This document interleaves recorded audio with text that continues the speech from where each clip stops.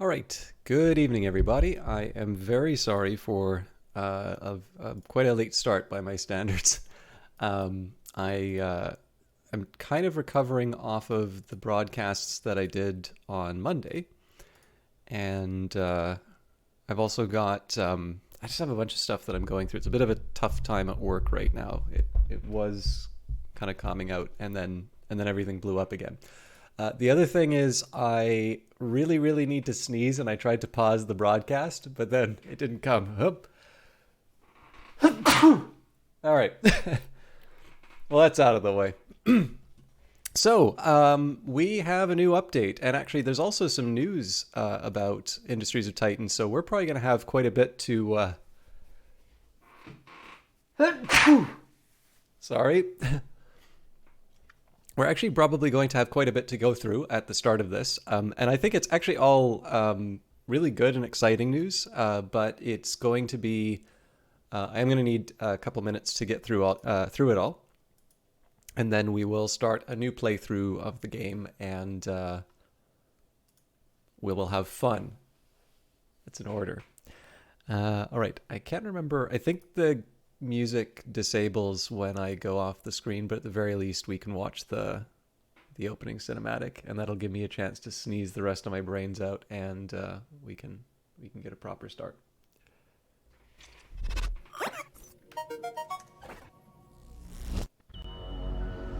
Titan.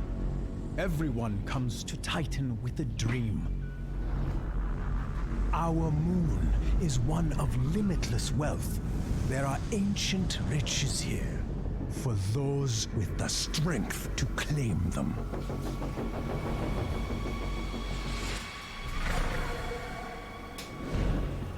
But some dreams start smaller.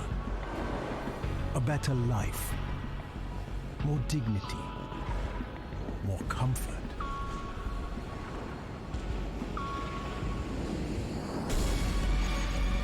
Today, Titan is a place where you can buy those dreams, where anyone can profit.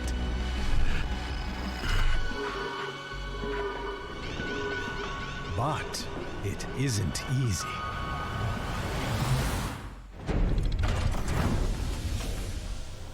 You have to prove yourself here. Those who settle here take that risk. And without their diligent labor, our power grid would fail. Pollution would overwhelm us. And our trade would collapse. It's hard work, but on Titan, hard work isn't enough.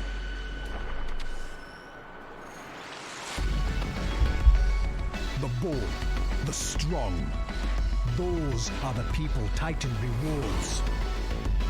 Those are the ones who see their dreams through. Exceptional people. Friends to the Council. That is why we're giving you this opportunity, Founder. We expect great things from you.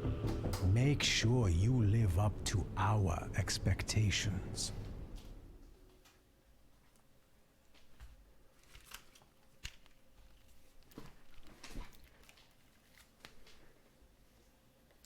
All right. So sorry, I'm sure you probably heard some stuff going on in the background, but I probably need a little bit of a pick-me-up in the form of some tea. So, let's talk about what's in the update today. Let's talk about the coming soon.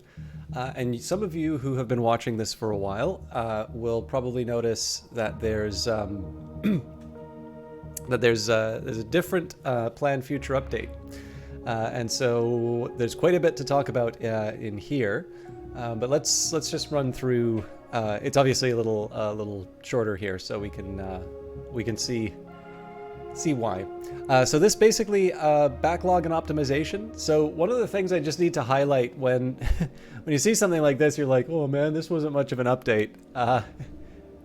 No, that is not the way to think about this. We'll actually probably get some more details. It's oddly enough, there's I don't want to say that there have been disappointing updates to Industries of Titan. I mean, there's a reason why I've been playing this game so long, and there's a reason why, I'm just so thrilled to keep playing this game, and why I kind of get excited to play it. And hopefully when things calm down for this schedule, we can maybe have both Titan and Phantom Brigade sort of coexisting in a week. Like, imagine a week where we could do Old World, Industries of Titan, and Phantom Brigade all the same. Like, you'd just always see me happy. Well, I guess you wouldn't see me, but it's easy to imagine me just completely happy in that scenario and never wanting to do anything else. But there's actually a lot of news for this game, and for those of you who maybe haven't been following it as regularly, I would love to get into it. But we're going to look at the patch notes for specifically these optimizations, because what I have tended to find, this is true with Titan and Phantom Brigade, is that sometimes in the updates that maybe as far as like headlines or the little checkboxes go, there's like a bunch of really cool little detail that's just sort of lurking underneath, that maybe gets overlooked because it doesn't have like the big shiny side. So like when you see optimizations, you're like, yeah, the game should be working, of course, but that's not probably not the right way to look at it. I'm repeating myself now, and I'm doing that because I hear my kettle boiling, and I'm going to be a complete clown and waste another minute of your time to go pour the hot water, and then we can begin this stream properly. See you in a bit.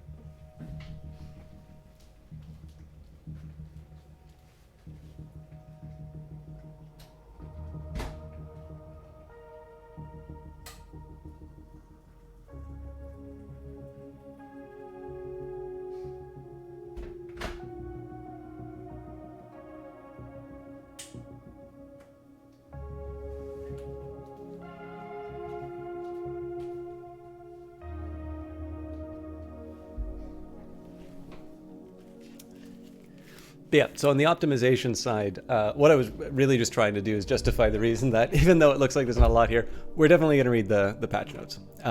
So with that in mind, let's see what we're up against. As always, we start with the... Oh, wait, there isn't a video this time. At least I don't think there is. Patch highlights, peak performance, lots of quality of life improvements and optimizations. As all things should be, balance changes to combat, buildings, and more. Industries of Titan is in early access, which means that we are actively updating and adding new content based on our roadmap and your wonderful feedback. You can expect the next Titan Tuesday on July the 5th. And the little Saturn indicates a change due to community feedback. Excuse me.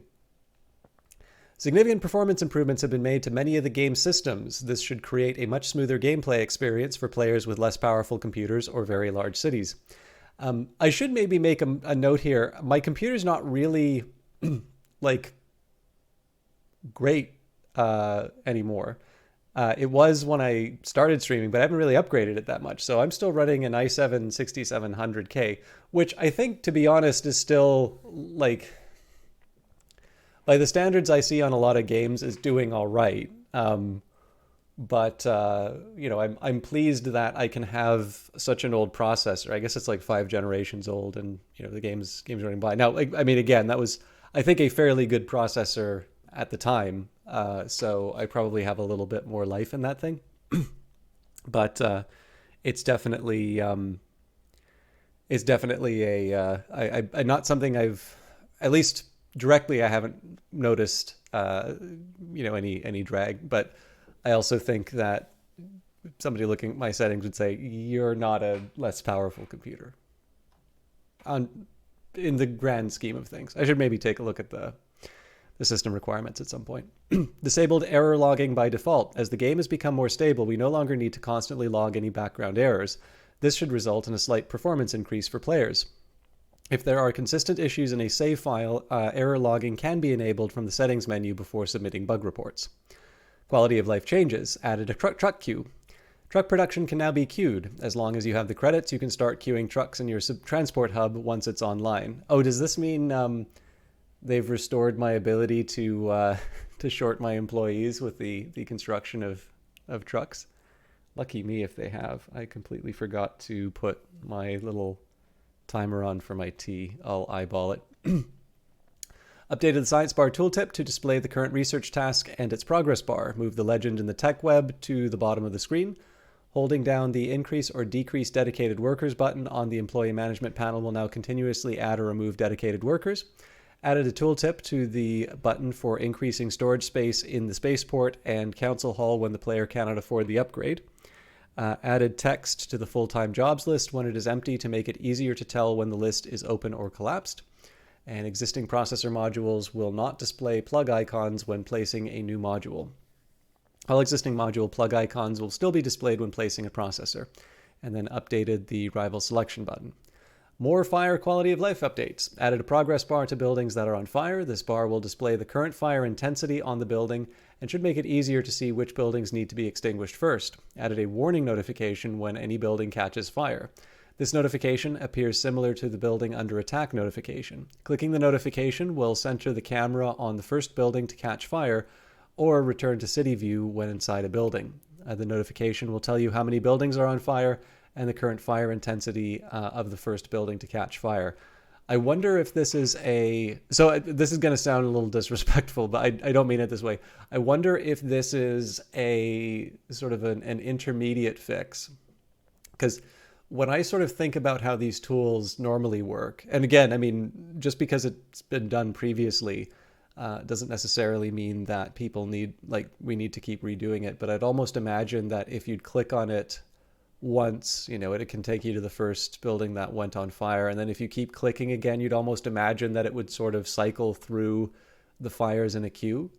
But I can also see how that might get frustrating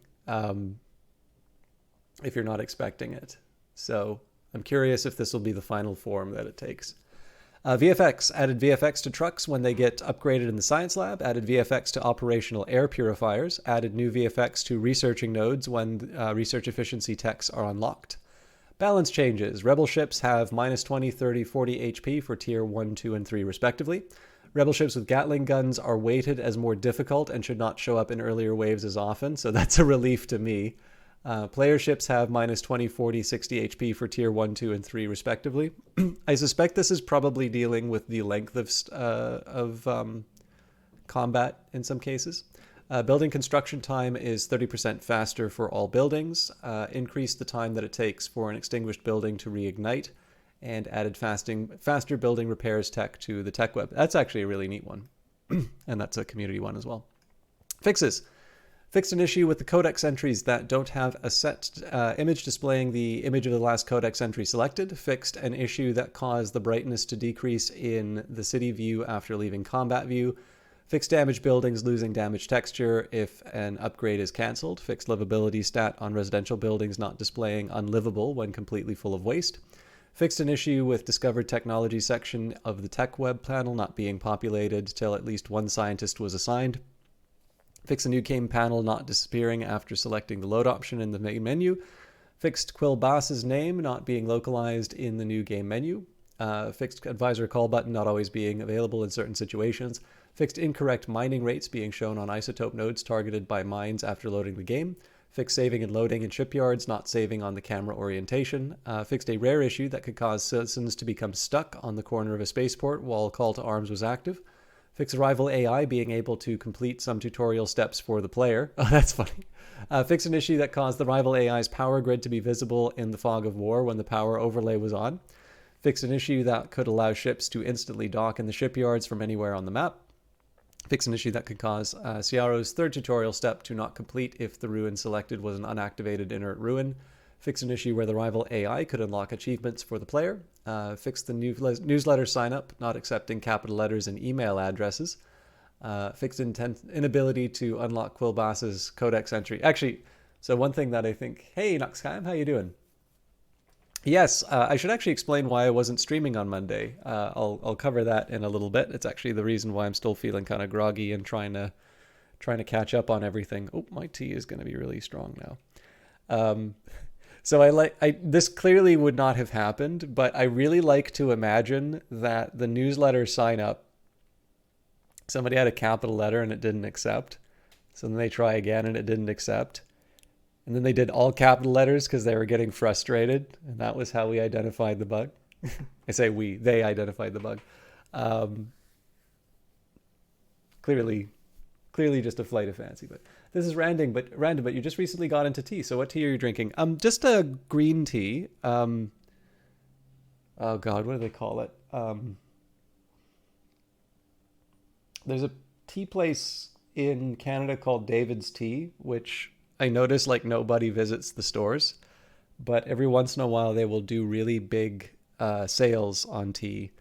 So I've got an Earl Grey, just a basic Earl Grey, and there's... just give me 1 second here.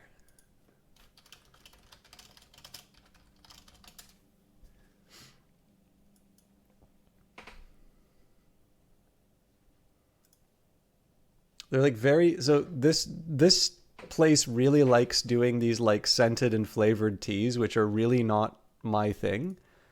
But they're like basic teas are actually... They really work for me. And when I can get them on sale, like I'll usually get very large quantities when on sale. So they wind up being not that expensive. I mean, like if you go and just get some Tetleys at the supermarket, you're not going to be paying as much. But if you can sometimes kind of game the quantity, so you get a discount for quantity, and then there's the sale that you can get by at certain times. And I noticed that the combination of the two can lead to some absolutely preposterous deals, particularly with their Earl Grey. So normally what I drink from them is an Earl Grey. What I'm drinking now is Emerald Jade tea. It says here tea organic, plucked from a family of known organic tea garden in the, is it Suzhou prefecture. This classic Chinese green tea is a daily ritual you're going to love. It's fresh, energizing, and super easy to drink. Perfect for tea newbies and connoisseurs alike. Packed with the natural feel-good benefits green tea has to offer, this pure leaf blend is a delicious way to wake up in the morning. Doesn't say anything about the flavors, but they had obviously had fun writing the ad copy. But yeah, I kind of like to compare it. It's like a green Earl Grey tea. Like there's some kind of flavoring that they put on it. It's clearly not bergamot, but like it's a green tea with a little bit of,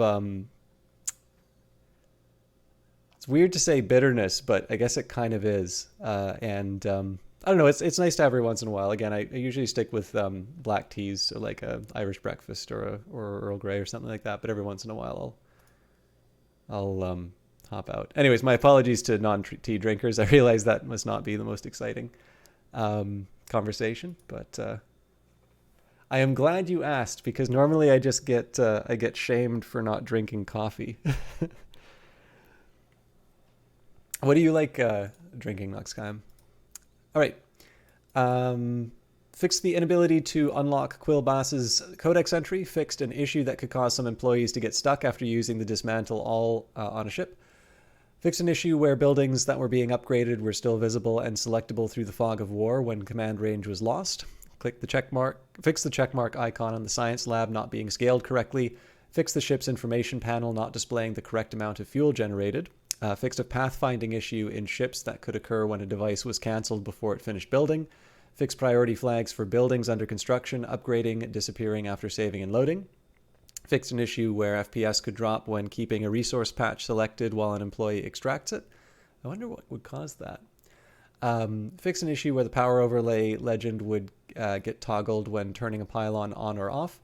Fixed a typo in the Mega Miner corporate goal.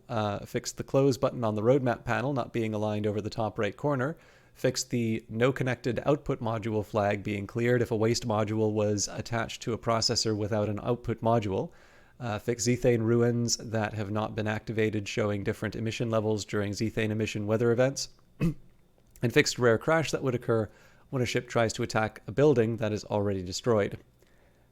So far, you've really only had black tea and chamomile, but you've had green tea years ago and didn't like it. Chamomile tea smells amazing. Yes, chamomile smells wonderful. And the chamomile is usually a blend with chamomile as the main ingredient. The scent may come from something else. Yeah, well, I think it's, actually, I don't know what else. It's been a while since I've had it, but I think it was like kind of the first herbal tea that I had. I don't know if I've ever disliked green tea, but I did. I think the first time I had it was like when I was out with friends, like to eat. So I was already trying a bunch of new foods and such, but it's kind of like everything else. Like I think I've definitely I used to be kind of a fussy eater when I was little, and I'm definitely a lot more open to things now. And there is the question, like sometimes I notice like if I try if I try something more than once, I can usually get into it. But of course, if I didn't like it the first time, the likelihood of me trying it again is somewhat low. And so I am one of those annoying people who sometimes can't like settle, or like if somebody asks like, well, what do you want? Well, what do you want? And like I gotta figure there's like one volley that you can do, and then like you impose closure, and I'm like, okay, we're doing this. But one thing I really do like is that if especially if I'm going somewhere new, or if I'm, if I'm going to like someone's favorite place, I do kind of like their recommendations, because it's sometimes a chance for me to try something new. So, but yeah, I mean, I can't give you like a full-throated argument for green tea. Actually, if anything, I don't know if chat will tolerate me reading the Orwell tea essay again. I'll maybe save that for a little later in the broadcast. Or now that I know that you're a tea drinker, I will read that at another time. Because I think that'll be like the fourth time I've read it on the broadcast, so regulars might be getting a little tired of it. But he has opinions too, which I think you may be amused by. Anyways, there are the patch notes, but one of the things I wanted to talk about was this news item. Industries of Titan 1.0 release new features and updated roadmap. So this was released a couple days ago on June the 6th. Greetings, founders. On April 14th, 2020, we released our first early access version of Industries of Titan out into the world, which is a little crazy to think about, to be honest. Like, it does not feel like it's been 2 years. But it has been. It's 2022, and April is in the rearview mirror. Our very first update added the transport hub and roads into the game, which, looking back, was very appropriate because we had a long road ahead of us. Part of the beauty of early access is that we get to build towards something together with you. There's also a level of chaos in that we are building the road while we're driving on it. We are drawing the blueprints, preparing the foundation, pouring the cement, and paving all at the same time. But after over 2 years of experiencing the fun and twists and turns of early access development and monthly updates, we're finally ready to announce a 1.0 timeline. Industries of Titan is coming this winter, 2022. What does this announcement mean? This means it's time for us to start making some final decisions, about what will be in the game. We've had some pretty steady goals on our roadmap over the last few years, but thanks to your feedback, we've realized a couple of things in particular. 1, there are more fun, simpler ways to implement the goals than we had initially planned. 2, there are some awesome features we want to add that we never planned for. Now, as we get closer to our 1.0 launch, we want to make sure our remaining roadmap better reflects our updated vision. Our goal with this devlog is to talk a little bit more about what we have left to do before 1.0 and tell you about some of our bigger pivots, including the new campaign mode, starting bonuses, and more. So this is the very first roadmap: roads and trucks, combat 2.0, population simulation, localization, all these details here. First of all, let's talk about the main goals we still want to accomplish in a very broad sense. These are the general umbrella things we want to achieve after listening to your suggestions. 1, give the players more late-game purpose. 2, give players more long-term replayability. 3, give players more building variety. 4, optimize, fix bugs, and polish. Providing players with late-game purpose. From the beginning of Industries of Titan, we've known that we wanted players to compete against other rival corporations. We started with eliminate all rebel encampments as a placeholder condition for victory in early access, and it was that way a long time until we introduced corporate goals earlier this year.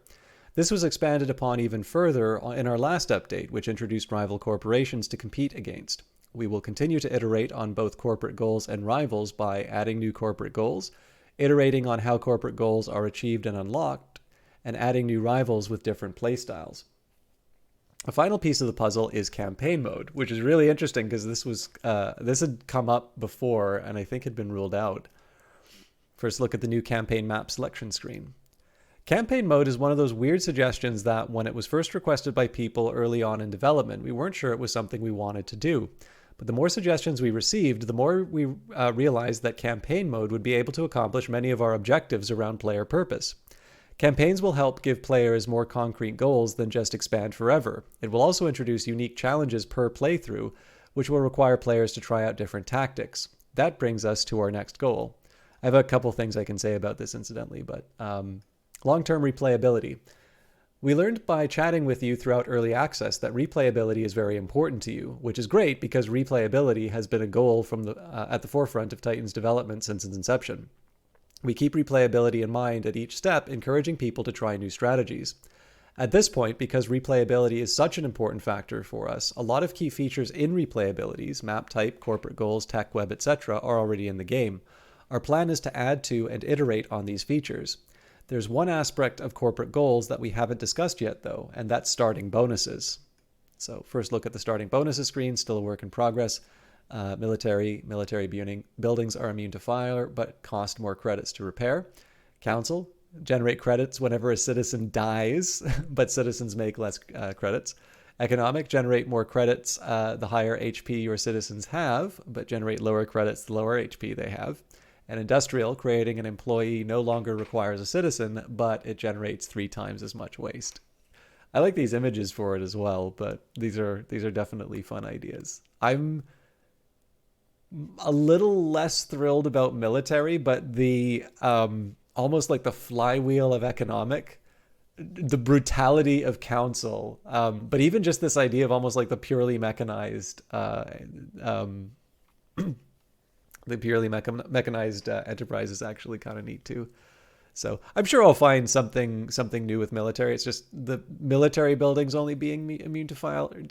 It just doesn't quite seem as, as big as like being able to, to get a super powered economy because of your citizens. But I could just maybe be short-sighted on this.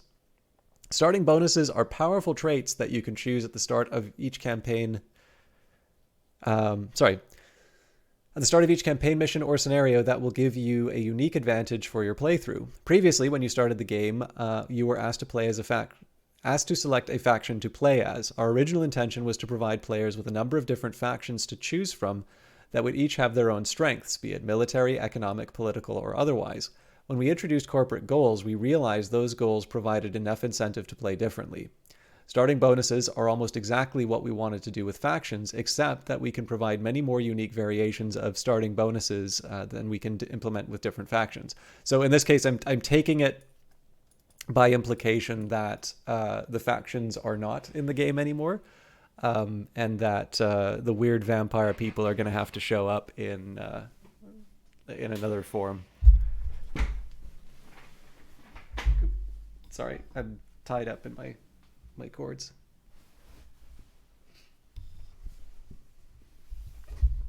Okay, building variety.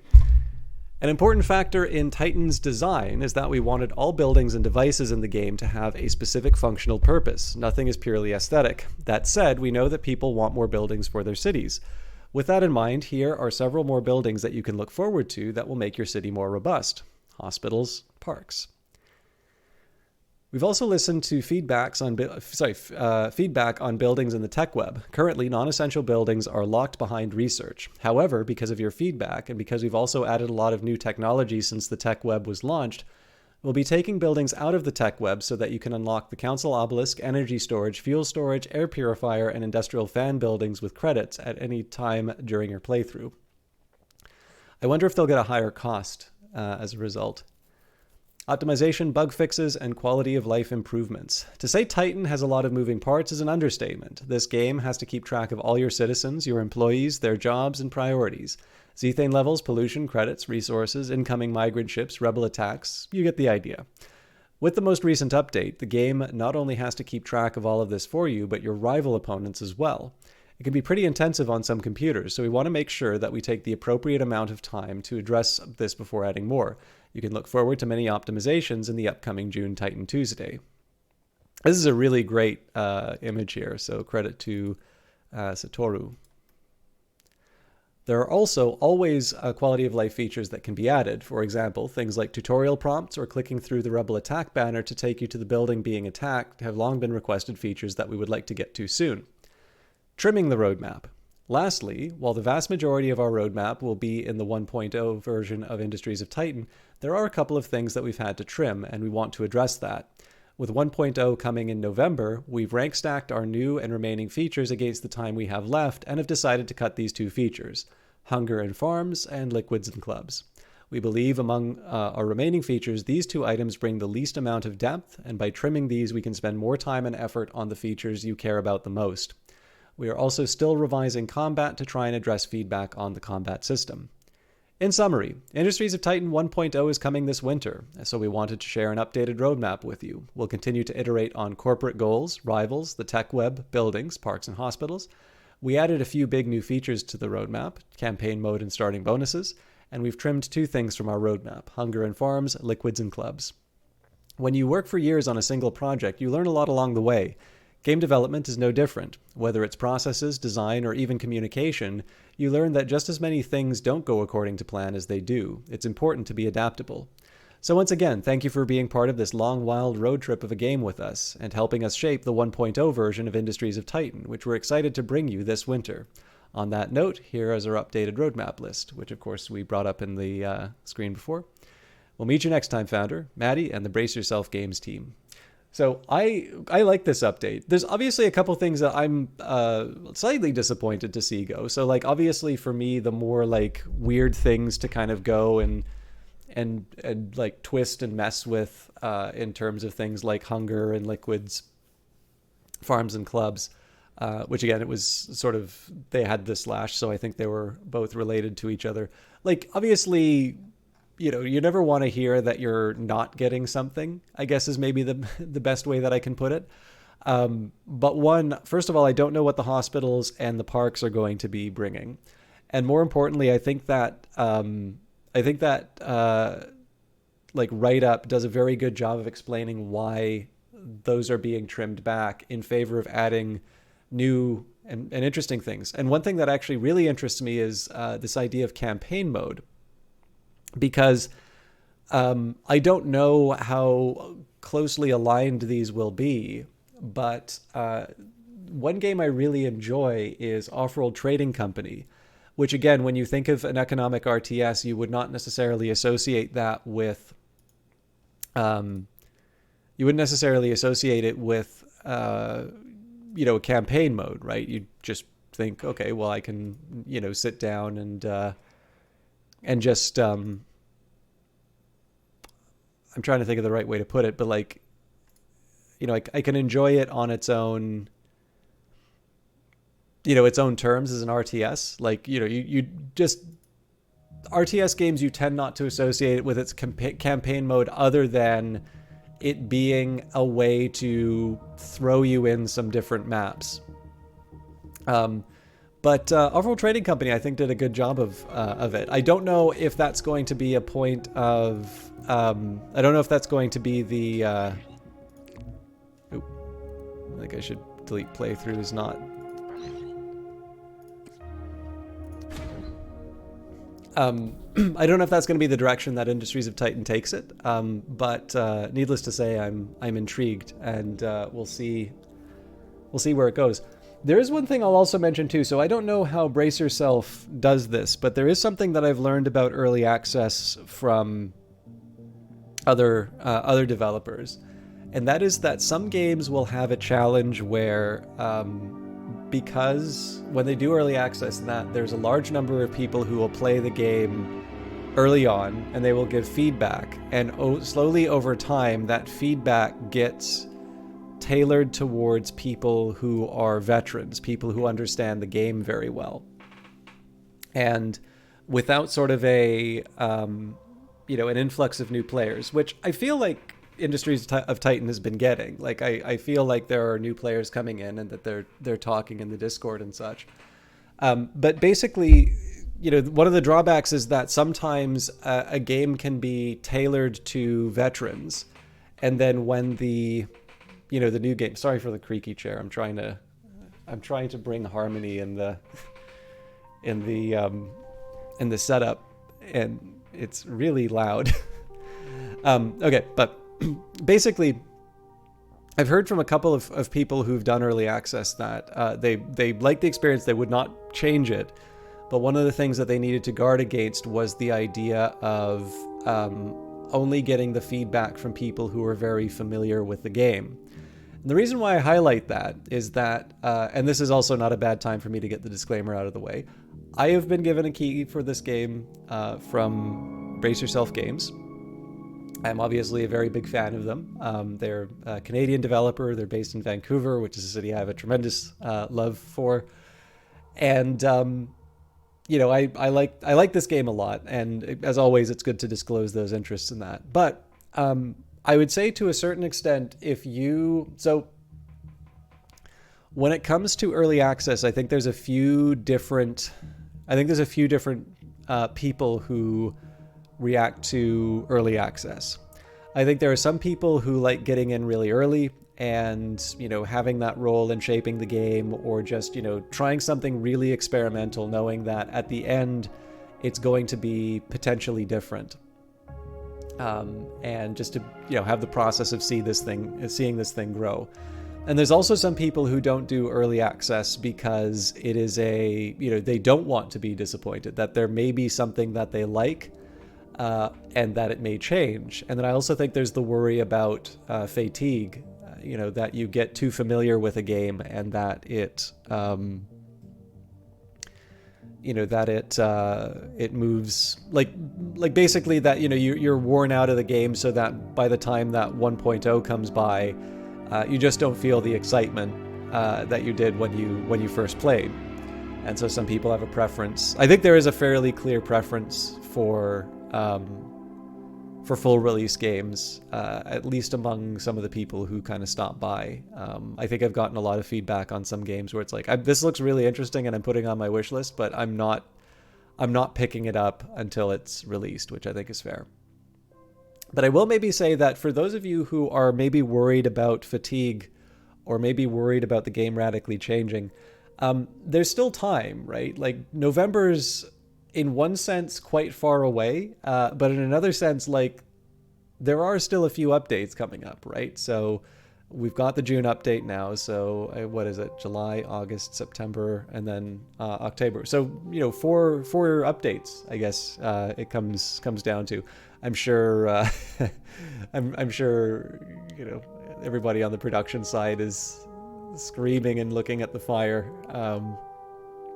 of only 4 updates. But plus, I'm assuming that there's going to be some amount of sort of adjustment afterwards. I know Crypt of the Necrodancer certainly got some support after release.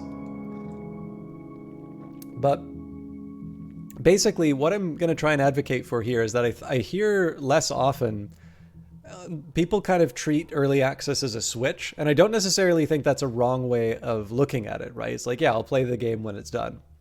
But if you're kind of worried about the rug being pulled out from under you, I would argue that probably around this point, like now that the game has a clear release date and they're at the point where they're trimming features in order to sort of meet that release date and make the game sort of be, take its final shape. Clearly there are new things that are going to be added. Campaign mode strikes me as a very complicated thing to bring in, and I have a feeling that the shifting from factions towards starting bonuses, is likewise going to be that's going to involve a lot of tinkering. But I would also argue that this is probably a time where it'd be really good to get some new players coming in and discussing the game. And if you want that effect of sort of helping the development of a game, one of the appeals of early access, and but maybe you're a little gun shy of something that may sort of radically transform, now may not be a bad time to give this a shot. I don't know. I know that a number of you are probably going to still wait for full release, which is of course fine, but there's definitely different stages of early access, and I think some people may actually enjoy different points along the line. So if you're one of those people who likes the idea of early access but has maybe been scared off from a couple of previous titles, you may want to consider Industries of Titan. And of course other games. It just happens to be that Industries of Titan's got kind of a clear release date now, and it's close enough that I can't imagine that there would be really substantial adjustments.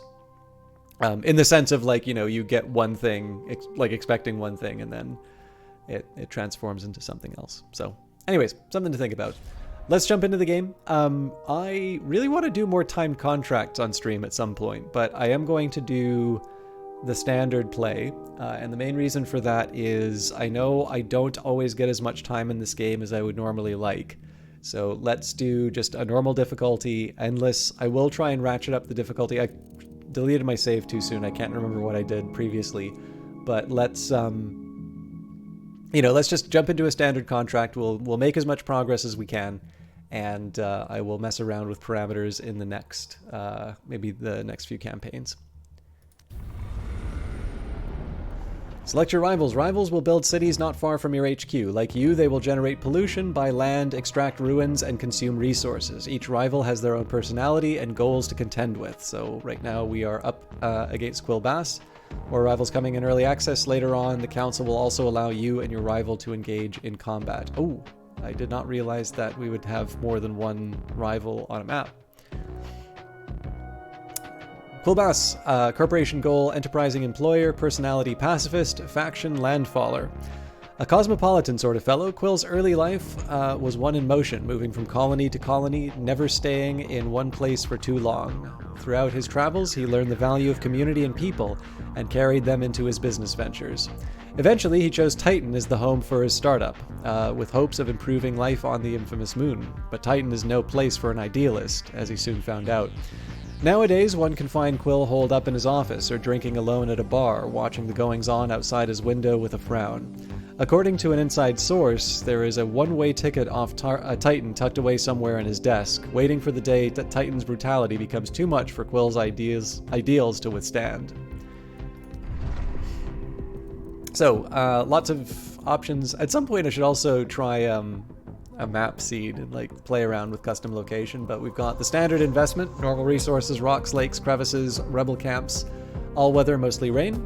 Council's typical starting territory for new investments, barren land provides the perfect canvas for an exciting city corporation. Ruthless opportunity, very high resources, low rocks, low rakes, high crevices, high rebel camps, heavy aggressive weather. The most lucrative parts of Titan are the most dangerous. Excuse me. Only the strongest will be able to protect their cities here, the rest will crumble into the crevices. Rugged venture, low resources, very high rocks, normal lakes, very low crevices, low rebel camps, cold snowy weather. An uninhabited, inhospitable area of Titan, calm due to its abundance of rocky mountains and beautiful yet toxic waters, perfect for companies looking to trailblaze. Tranquil trailblazing. Normal resources, very low rocks, very high lakes, low crevices, low rebel camps, wet rainy weather.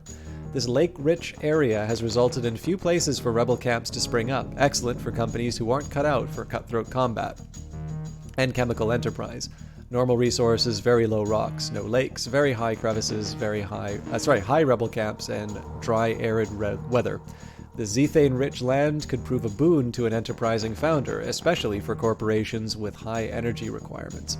So I'm thinking of one of three options here. So I'm thinking either low crevices, so I need to give myself more lessons in terms of how to do fuel well. I'm thinking ruthless opportunity, so that I need to, learn how to be a bit more efficient in handling rebels. I guess Rugged Venture would also be the one with low crevices. So Ruthless Opportunity, Rugged Venture, or...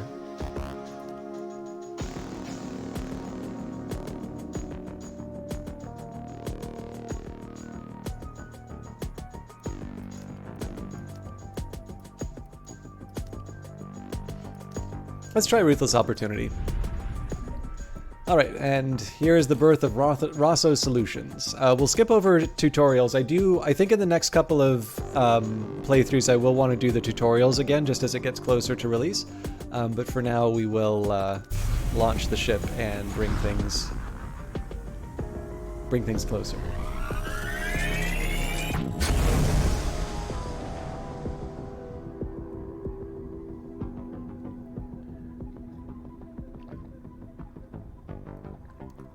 With all the vehicles on the road and pollution from factories, the air quality on Titan tends to be better indoors. In fact, going for a walk will usually leave Titanians less healthy than if they just stayed in their pod all day.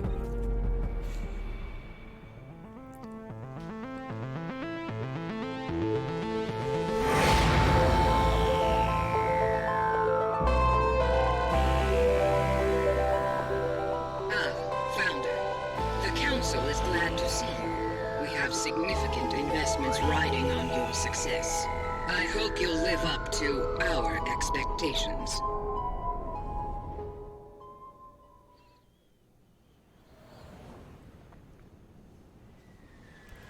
Alright.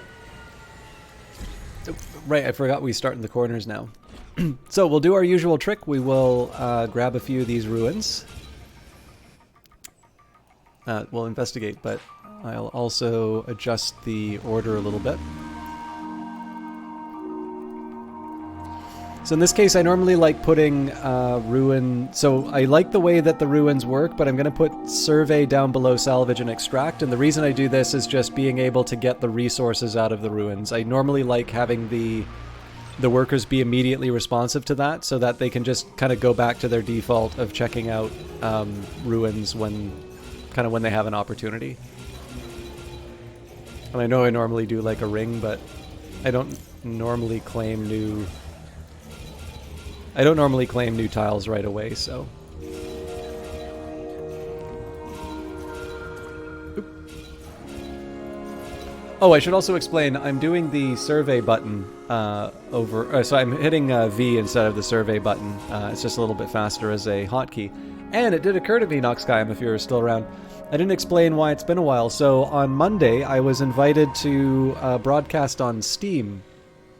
So I've done broadcasts like that before. They're always a lot of fun. But it does also mean, in some cases, that I wind up, for that particular occasion, it was on a normal broadcast day for me. So we had somewhere, I think, between 1,500 to 1,600 viewers. We managed to beat Sea of Thieves for a little while, which was nice. We did make the front page. But I think I wound up going for about 15 hours, and the VOD will be available on YouTube, but it is taking forever for them to process it, for completely understandable reasons. Next up, I think I'm going to go pure artifact extraction on these. This is a little bit of a risky approach, and I do want to activate this ruin. This might actually save me some isotopes by activating the inert ruin here, and then that also gives me some considerations as far as where I'll put my homes. We'll maybe leave that we'll leave that for a later decision, though. So one thing I'm going to try here is to focus a bit more on picking up resources from ruins rather than saving up for these mineral patches and such. That is going to run a little counter to what I've been trying. Like, I do normally have at least one worker, like, working on these different patches each time. So I may have to break that rule. Okay, this is a good source of ruins. But I want to try new things. And I think usually I wind up building a well, I do normally wind up building a bigger storage container, but we're not quite ready for it yet, so. But maybe I can build a small fuel fabricator. And then I figure the more isotopes and minerals I can get from a given slot, the better. I may want to give a slight priority to isotopes because of the need to build things like factories, but let's get you ready for the energy relay. So this is something, like, it's 2 artifacts, so I might want to hold back on buzzing it down, but 32 minerals is hard to turn down. Compare this to like two isotopes and 5 waste. Yeah, I probably should have taken a look, maybe seen if I could get a better return with some of these. All right, it makes me sad, but we'll use the resources for this one. This one will generate even more zethane. It's tempting because we are probably going to wind up putting a fuel turbine here anyway.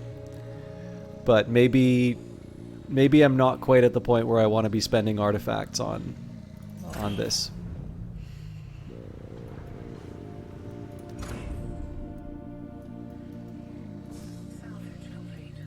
Okay, so next, I think the next step's going to be to get my influence up so that I can just kind of take out any more sort of obvious ruins.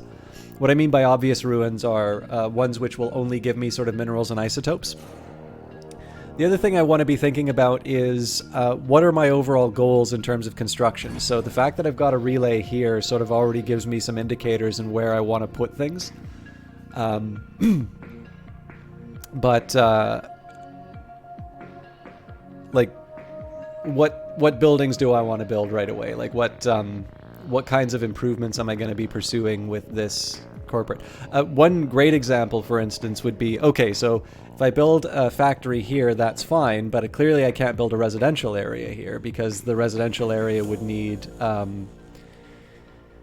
like, the residential area presumably is not going to have power in this form. Oh, gotta get that bigger storage unit now.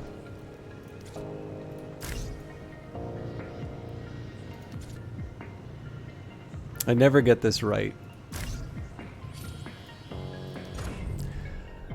But I could put residential area here. Well, okay, if I put a residential area here, I'm putting it right beside the zethane, so maybe I want to, work it the other way around. There's not really, there's no perfect answer for any of these things.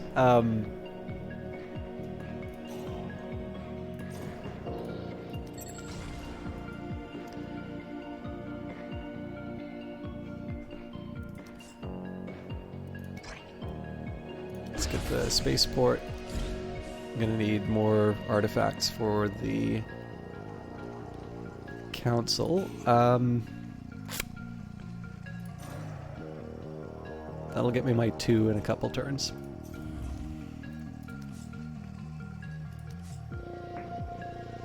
Okay. So it's pretty obvious you want to start with a fuel turbine. This won't be hard for me to get. We'll also go for the usual energy plant.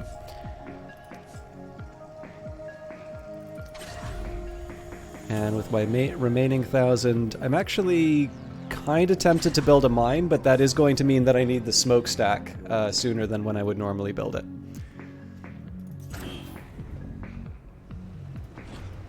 Okay, let's go for, first of all, the energy bridge.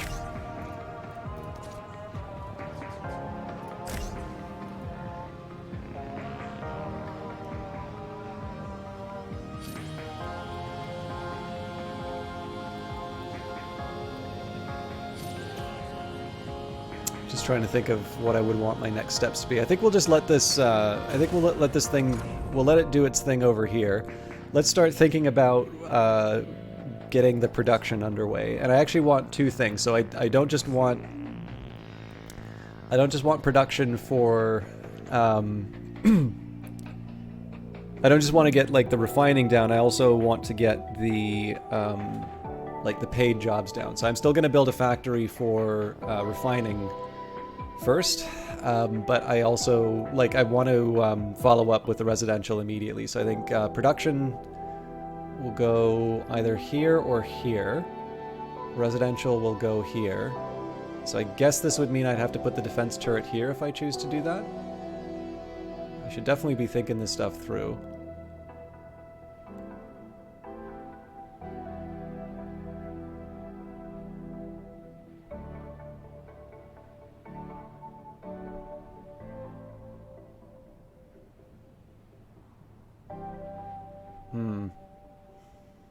Well, I mean, I can demolish it all after the fact, I suppose, so.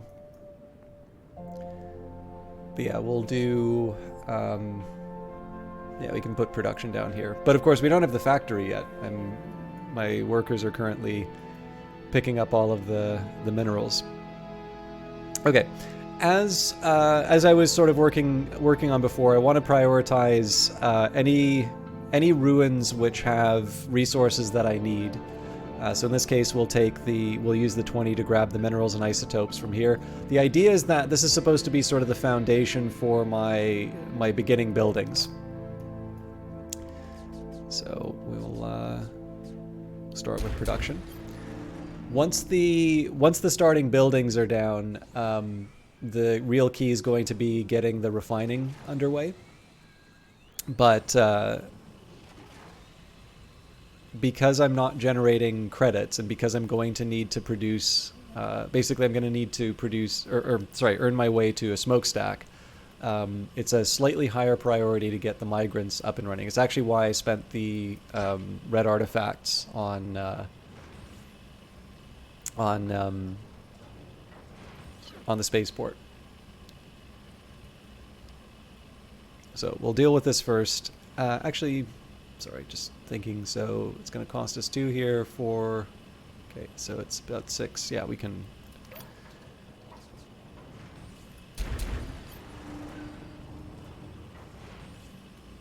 This may not be where I want all my residences to be, but this is a good enough starting spot.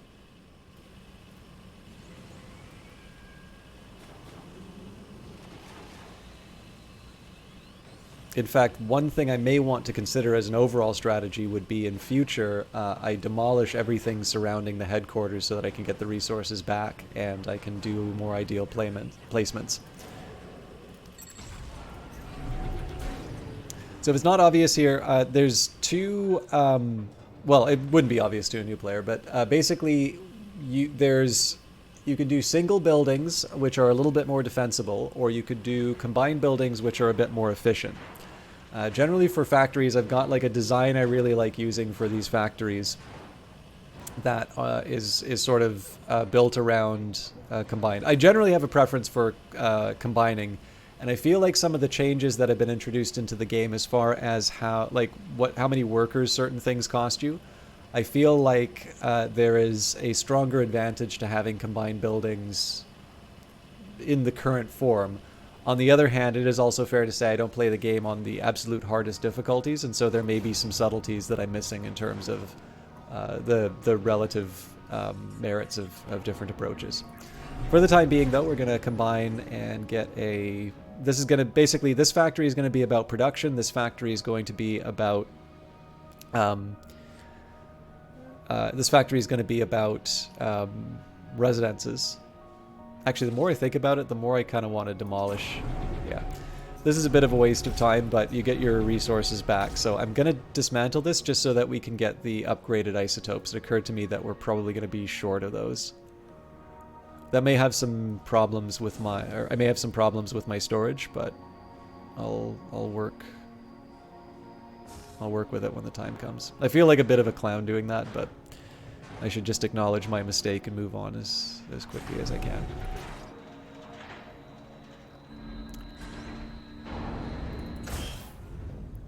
Okay, so first things first, let's get some production down.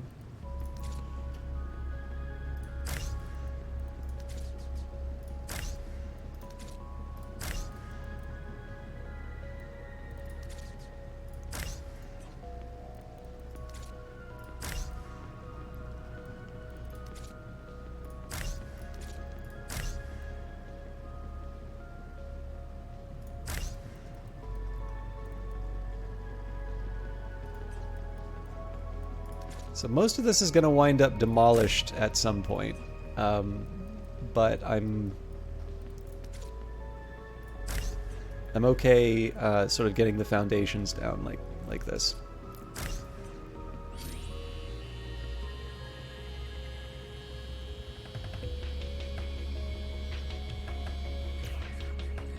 So one of the tricks in this game is that there are different tiers. Hey Olaf, good to see you.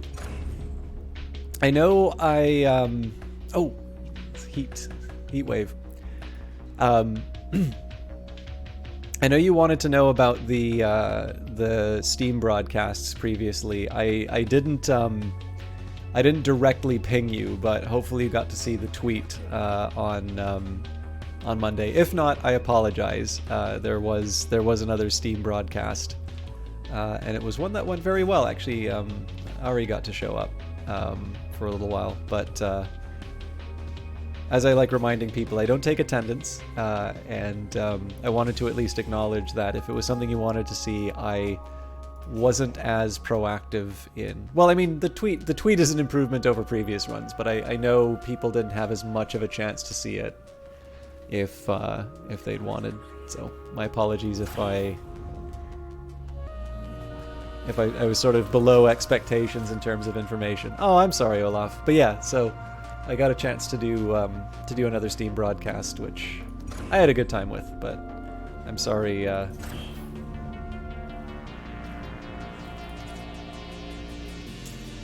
should have. Well, I don't know. I always feel. I will admit, I feel a little self-conscious if I just directly say to someone, "Hey, here's this thing I'm doing. You're showing up, right?" Like, obviously, you know, it's like, no, leave me alone. Ah, I got this wrong.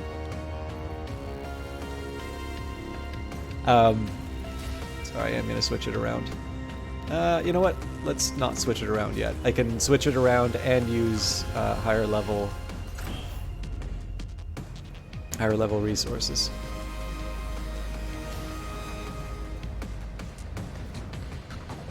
But yeah, I don't know, like there's a certain way of asking that kind of makes it sound like an obligation, and I don't want people to feel that, so I'm gonna turn off the mineral element. We will turn on the isotope. So I want the isotope first just so I can build those foundations for a factory.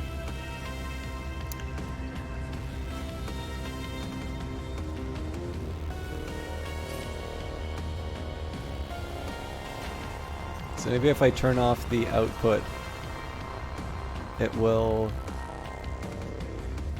put in one of the isotopes ahead of time. We'll see.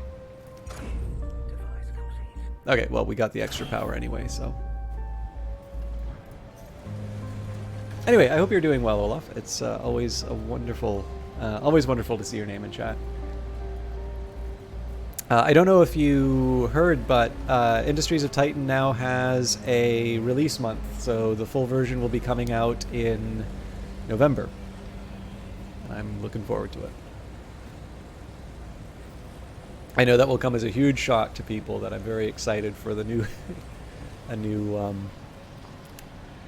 or for the release version of Industries. Well, okay, that's not entirely true. I guess there is a side of me that says is like, clearly I want this now to become Brace Yourself games like life work, and they must never work on anything else. But like I like this game. I like that 1.0 is going to mean that a lot of other people get to experience this game, and potentially people who might have not otherwise played it, because you know they are wary of early access or just want to play a full version. And of course, the one thing I forgot to mention when I was reading the news, Brace Yourself is hiring, and we did talk about sort of the game design intern, and I think there's a director of game design, that position. But that's not all that they have on the site. There's now a senior producer and a production director, I believe. So, you know, they're growing. And I'm not in a position to talk about what Brace Yourself's long-term plans are, but I would assume that when you see a, 1.0 release message and a company is hiring up, generally I don't think that indicates that they're they're planning on just sort of resting on their laurels and letting the revenues just kind of come in from their back catalog. I think that's a pretty strong indicator that they're moving on to the next thing.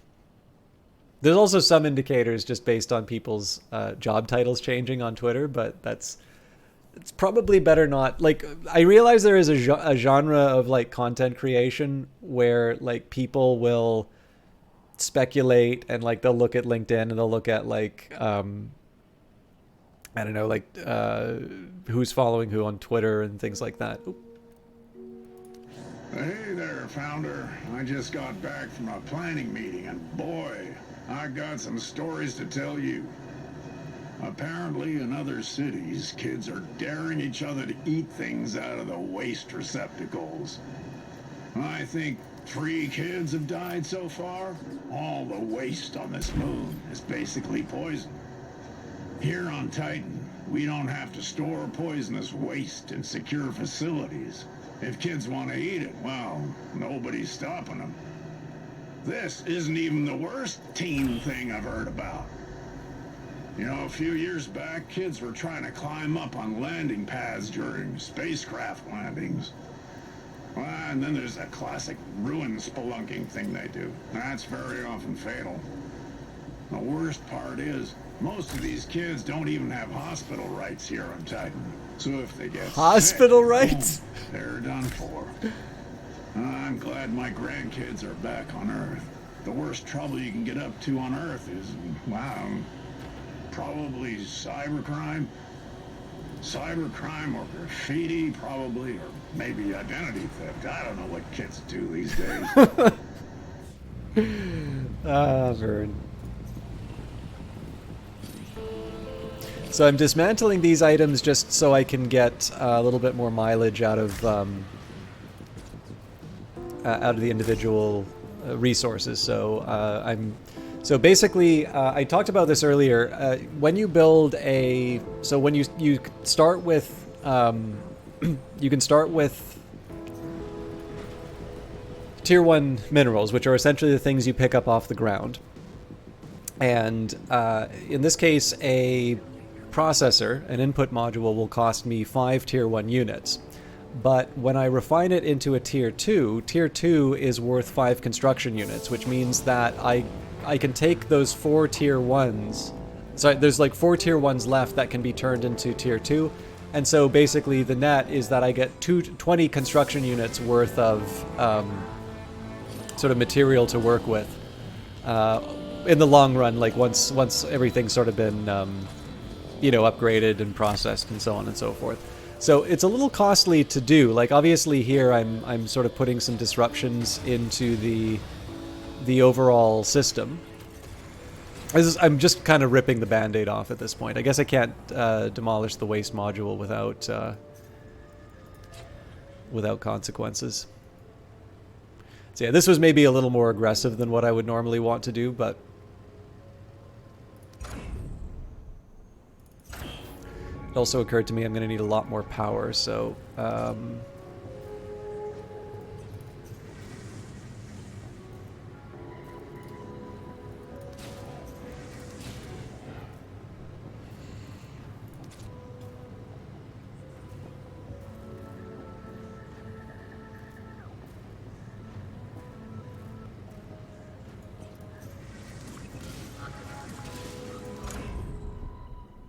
let's worry about the factory first, and then we'll get the others. So at minimum, I need an output module, and I need that employee module and relay back. Yep, I've already messed up.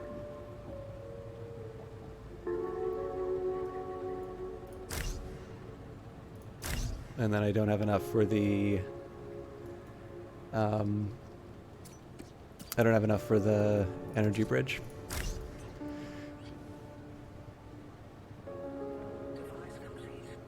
So that was definitely a case of me getting a little too clever for my own good.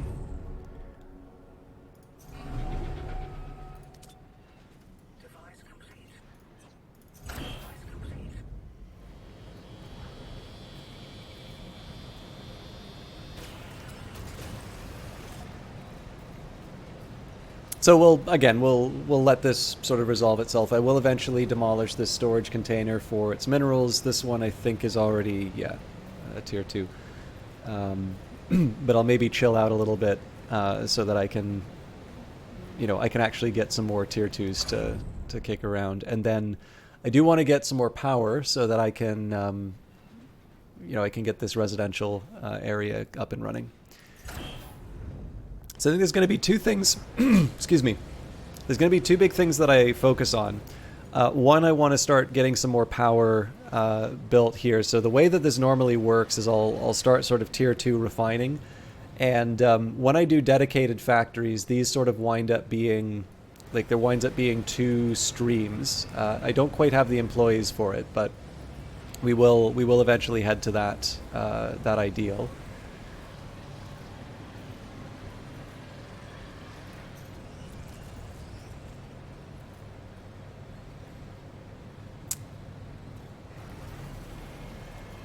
I think we probably have storage problems. Oh, no, we're okay.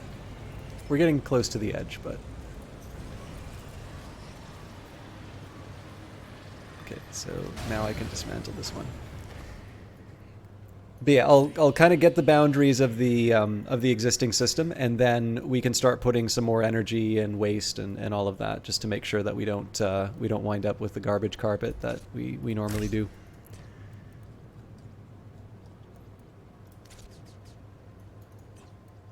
That's 1, 2, 3, 4, and then 2 for the output module. Wait, is it really that narrow?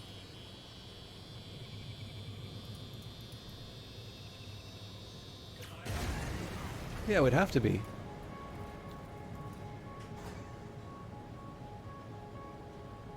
Okay. So just verifying 1, 2, 3, 4, 1, 2. Empty space. And then we basically get to do whatever we want on this side. We'll probably wind up doing like a wall of waste receptacles. That's not my highest priority to build right now.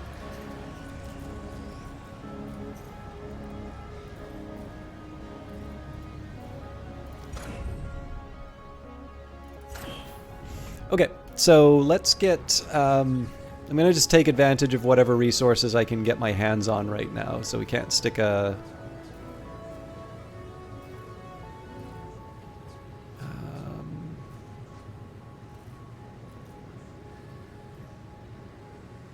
yeah, I think this can work.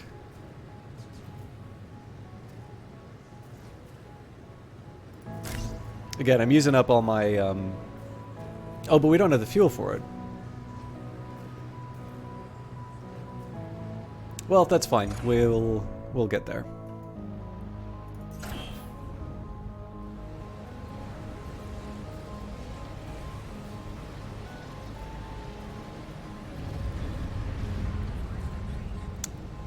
That was ethane emission. That I quite like this improvement with the ethane emissions. Incidentally, I always get a little surprised by them, but it's a nice little touch.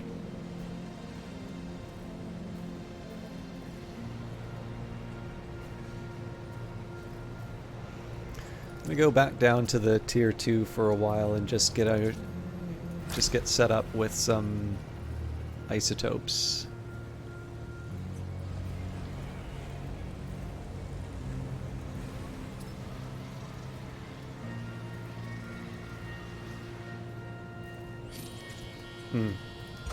I also need the fuel.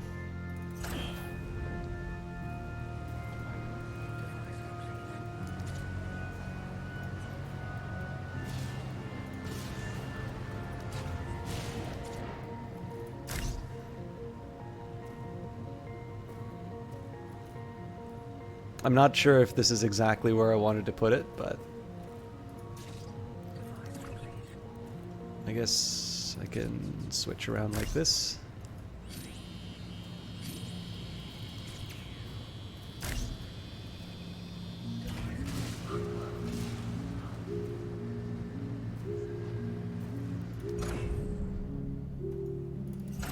Either way, we've got some surplus in terms of the fuel needs now. So let's go kind of need these tier 3s sooner than later.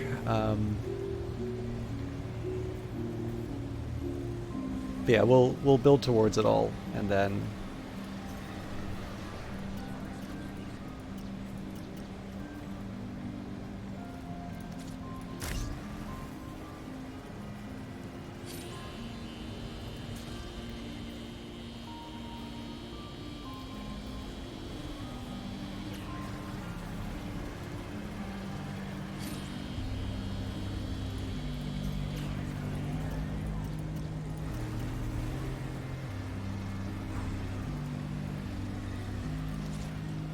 okay, so we've got output, so that's basically 2 output modules for the...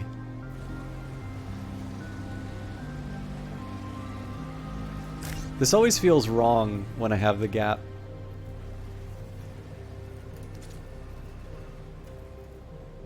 Now I actually think I might need to make these pylons closer. I'll stick with what I've got for now, but I have a feeling I'm gonna have some revisions. And we probably need to save up for the level 2 processor at this point. So the good news is that we have the resources. I'll maybe... There's a couple exceptions. One, I'll put waste receptacles down as they're needed. And we probably want to have at least 1 fuel and 1 battery storage.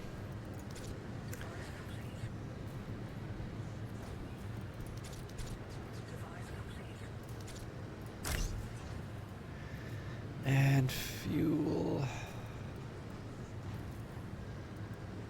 I don't need to get too fancy with the fuel, I just need something to drink up the surplus. So that's essentially to just kind of help me with the brownouts that I'm creating. Now, I guess there's a reasonable question as to whether or not I should actually be putting this effort into generating tier 3s right away, because I'm going to have a lot of tier 5s as I upgrade the residential buildings, and I'm, things like the generator, like some of these things that I'm going to build don't maybe necessarily require tier 3. I don't know.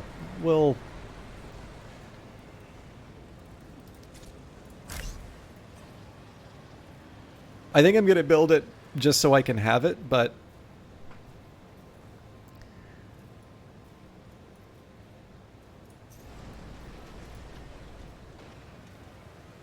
I may turn off my tier 3 refining, at least for minerals, just so that I can get the things that I need built. Okay, I'm happy that they went for isotopes right away. This just means that I get to upgrade that factory a bit faster. I am going to disable the input module immediately after, though.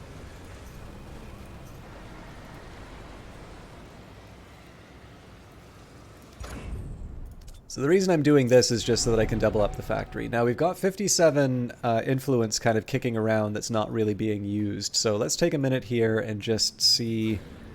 So we could save up for the Obsidian Ruins, which will give us some high-level minerals and isotopes. Alternatively, we can start clearing out the artifact patch, especially given that this is going to be in an ideal location for a fuel turbine. It's also true for these isotopes.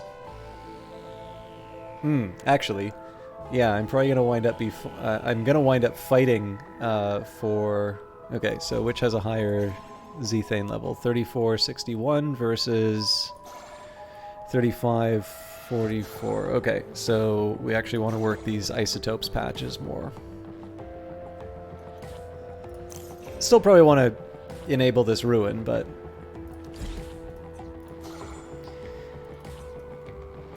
So again, we're getting close to being able to claim the Obsidian Ruins here. I want to make sure that I'm making the right choice. Actually, you know what? I think in this case we can save, because I don't immediately need to build the generator, or the turbine.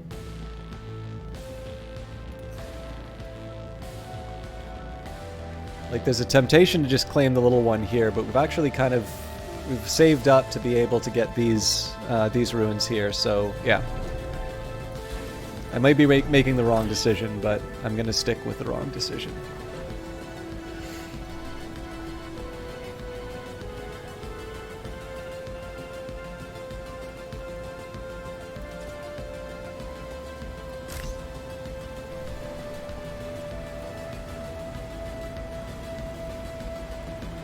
I always hate kind of seeing another tier 2. Now, I mean, technically I don't have to use tier 2 to build those. It only costs me 2 minerals. The thing is that I've noticed waste for me tends to stick around for a while. So acknowledging the fact that waste is a bit longer lived in my enterprises, I try and lock in the higher value materials just so I don't have as much waste.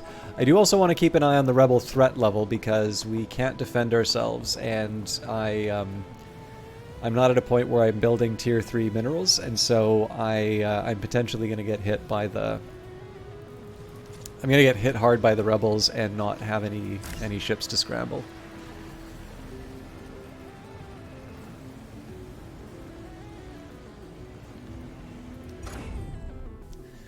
One thing that is unnecessarily wasteful is the isotopes. So we will refine them, but we're not going to refine them until we get tier 3 minerals. Okay, 10 influence away from being able to claim these obsidian ruins. One of the reasons why I'm making the obsidian ruins a slightly higher priority is that getting 2 tier 3 minerals means that I can, like, instead of having to wait to build the instead of having to wait to like get 50 for the level 2 processor, I can just get that by taking out the ruins.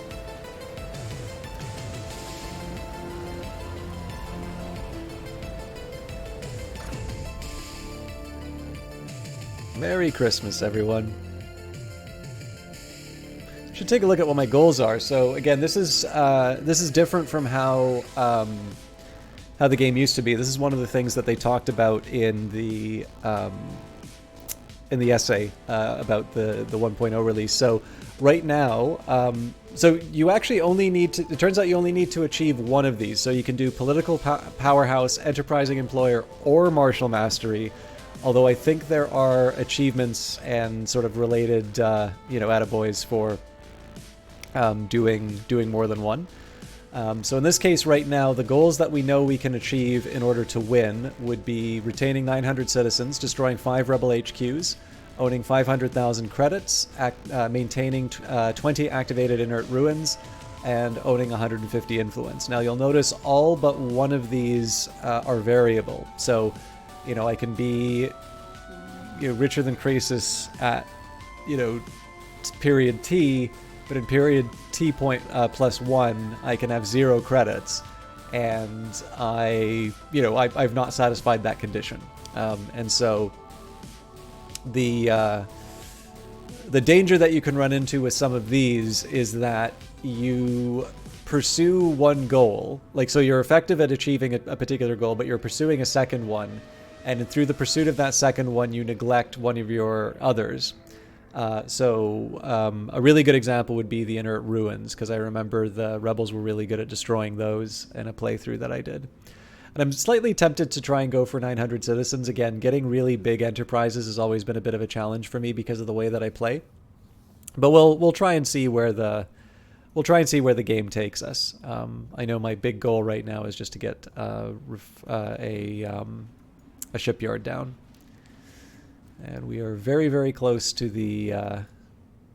to where we want to be for the obsidian ruins. Technically, we have enough to make the tier 2 refiner now, but we're also getting close to our limit for waste receptacles, so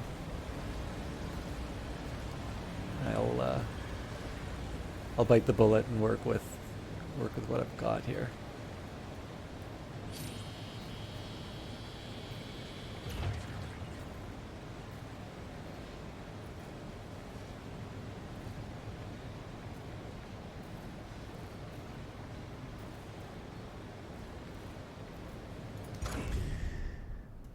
let's bring this thing down.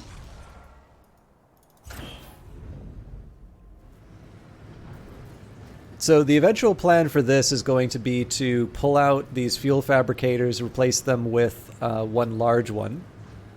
We'll pull out these generators, so we're actually going to lose power. This thing will generate 9, but we're generating 12 at the moment. So I'm going to need to think about where I get more power from. I'm also going to want to switch these two around. I may, well, probably when I take out my generators, I'll consider doing that.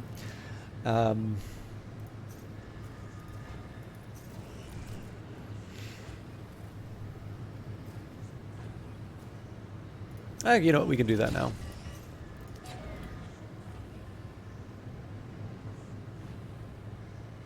One of the reasons I feel safe doing that is that I know that we're going to be getting the tier 3 minerals from the salvage, so having the factory run is not as important. But yeah, we're basically going to have a large generator. We're going to put some batteries and fuel sort of around the area. Okay. And so part of the job is going to be just trying to fit everything into something that will resemble the final design. So for instance, I believe I can get by with a battery here. And that will let me demolish this one.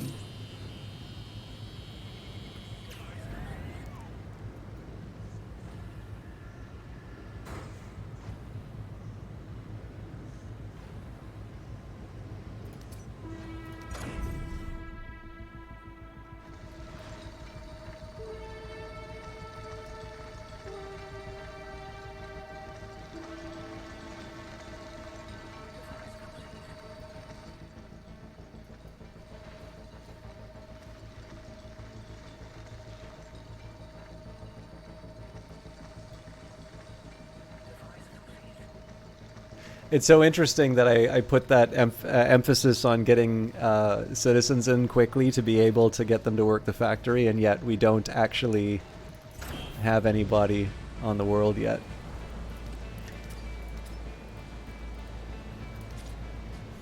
I think for justifiable reasons, but still, it's a little funny to see.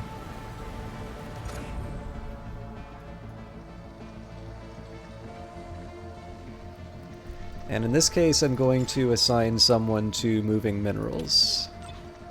That's just because I want those tier 3s as quickly as possible.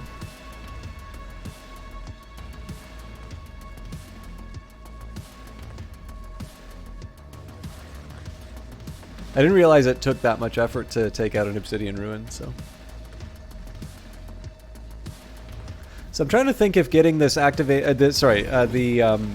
relay, the inert relay, was a benefit to me or not.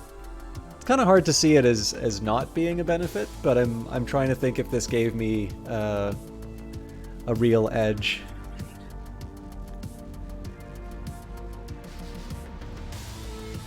The other thing I might want to consider is I'm getting this ticking influence, so how do I want to use it? I've been trying to force myself to focus on ruins, so, you know, I've got, I guess, 20... 30...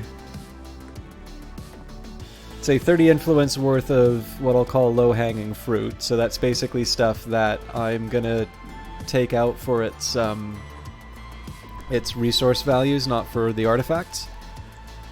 But sooner rather than later, I'm going to want to start getting rid of these isotope patches in order to be able to build a fuel turbine.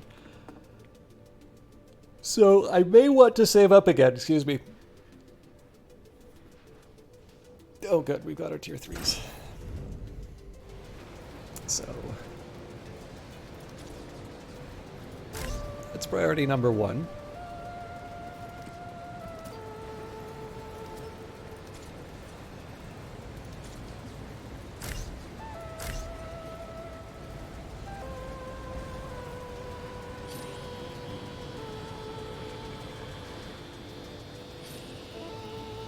Never did build the storage container that was supposed to live here.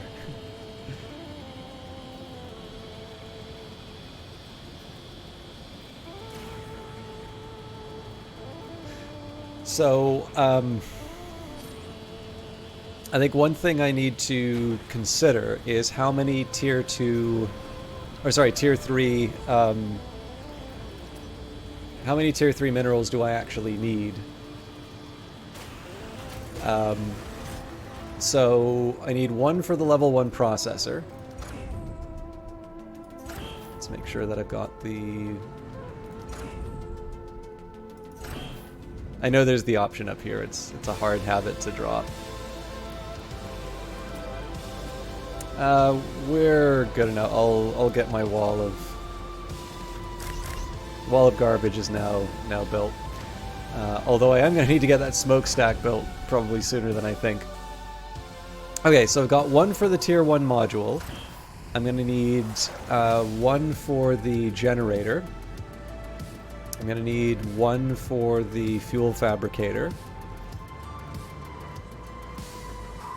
And I'm going to need 1 for the storage container. So at a minimum I need 4. And of course there'll be a bunch of adjustments that I make in terms of the structure of everything, but we can leave that aside.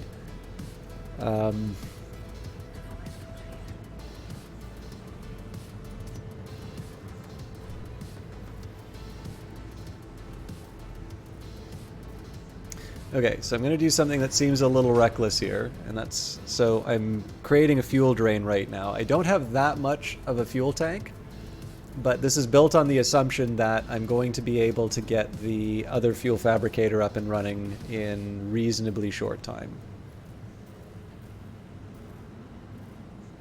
It may be a bad assumption, but that's kind of what I'm operating under. And then, sort of similarly, we'll kind of be dismantling as we go in order to try and get some of the other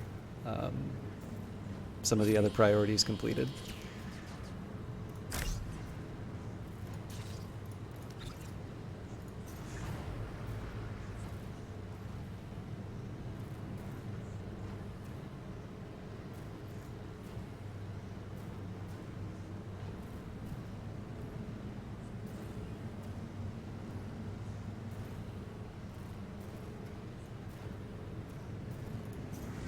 In fact, we have enough for the generator now, so again, this is kind of reckless.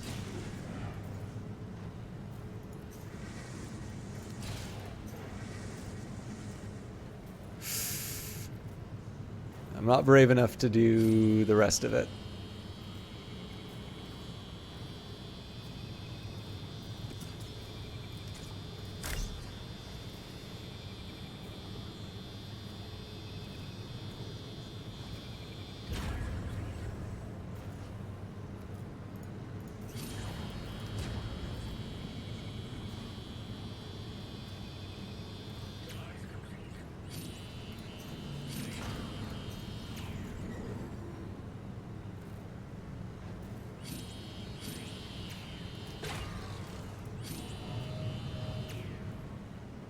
Oh, well, now I've gone and done it. Let's just clear it all out.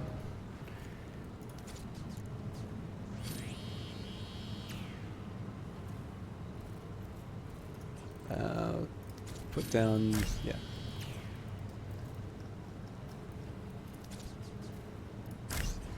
Okay, so I've probably overburdened my my workers with this. I also feel like I've done this in a slightly weird way.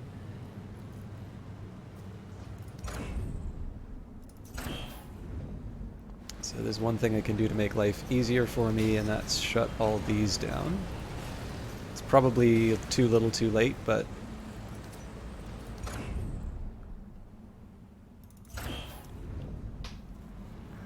Okay, so should probably explain myself here. First of all, let's get our fuel down.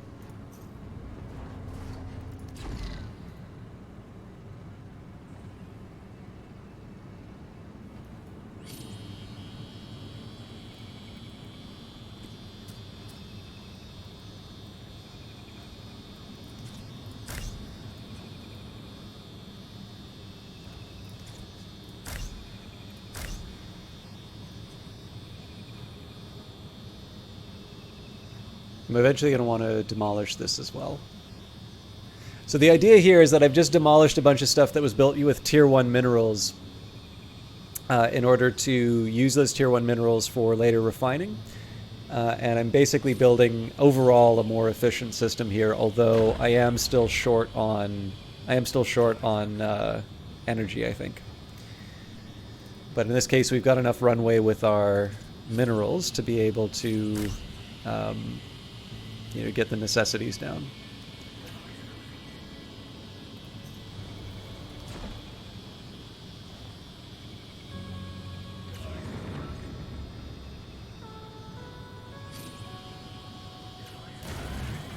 Oh, we do have a power surplus. I mean, part of it's because part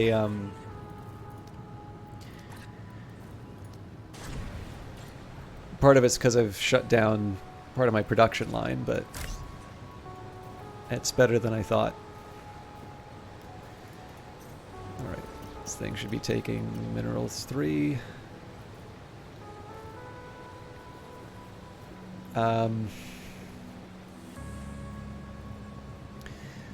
So I kind of want to be careful in terms of my, like, the use of certain things. So I'm going to want to get some more workers built. We can also claim an isotopes patch. So let's grab this one first because it's between the two things that I want, and then we'll grab this one afterwards. Okay. So I'm just trying to think of the things that I want moving forward. So definitely power, and actually we have enough to be able to get another one of these things down right away. I am going to need to deal with fuel, but that has a solution. Okay, so if I put down I'm going to want at least one conversion capsule, and that's in order to, well, to expand my workforce. It doesn't require a lot of elaboration.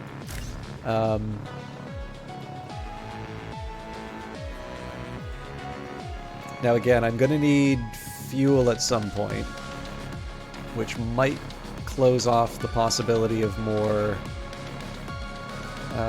energy. So I was thinking the idea here would be I've got sort of this column. Actually, I hate that I'm doing this. Hey, JJ's Games. I do know.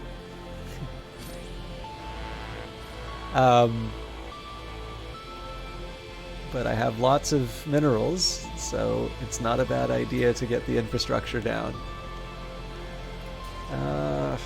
I hate that I'm doing this, but I'm canceling it. So one thing I don't like about this design is that the column is it's 3 units long, and I think we can do better. At this point, I'm kind of rearranging deck chairs on the Titanic, but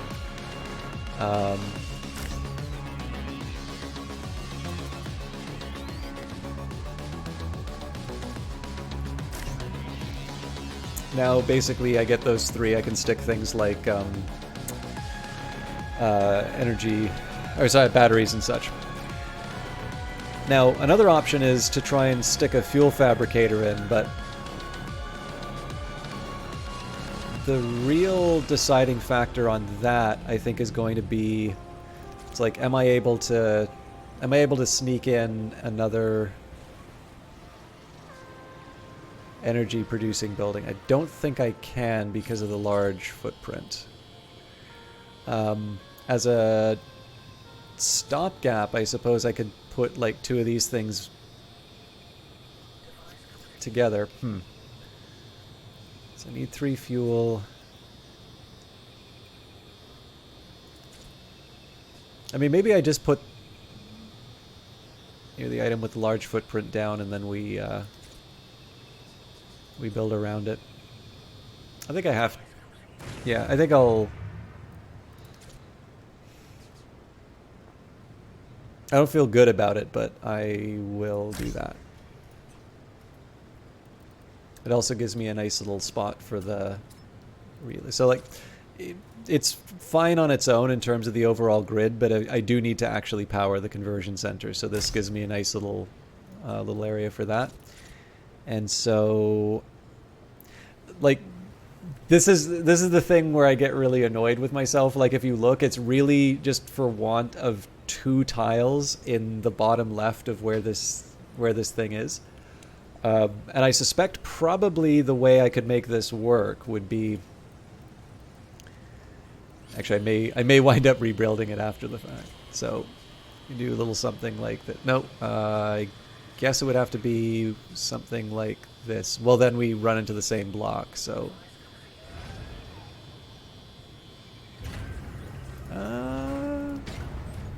I think I might have just had an idea. Let's see how much that Z thing that's generating. Okay, 6.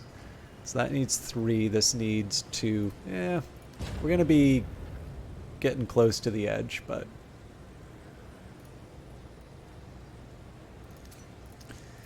I may also want to hold off on tier 3 upgrades. Oh yeah, I turned all this off, so...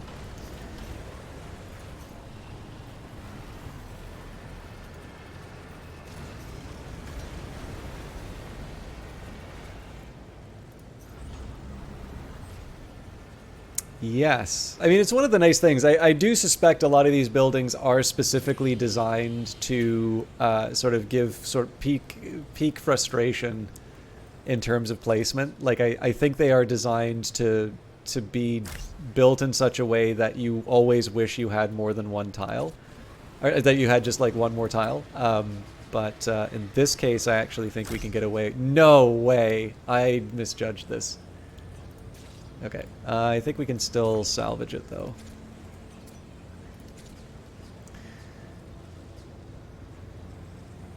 Okay, so I can't salvage it that way.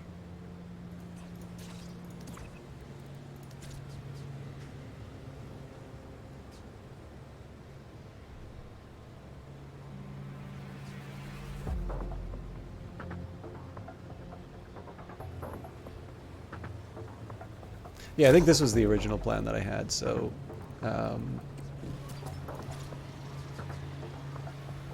Wait, why am I thinking I can... Oh, it's because of this relay. Okay.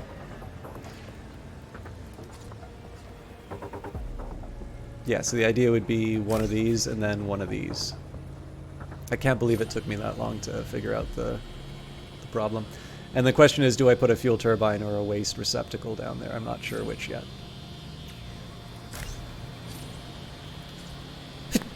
So I can't put... I'd love to put the relay down here, but then that doesn't power the... conversion center. I don't believe... Yeah, so the way it is now, I can't connect to this part of the grid, but that's fine.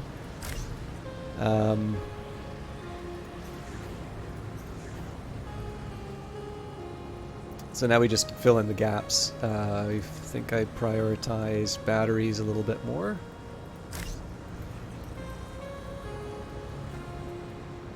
And then eventually we'll have a second production line for isotopes, but at the moment I'm gonna keep it. I'm gonna keep it the way it's built right now. Okay, so we need to stop doing output for. Where else? I'm actually thinking maybe we should start that. Yeah, you know what? I do need to start that isotope line right away. And that's just because I want to have a nice steady stream of tier 2 minerals running out.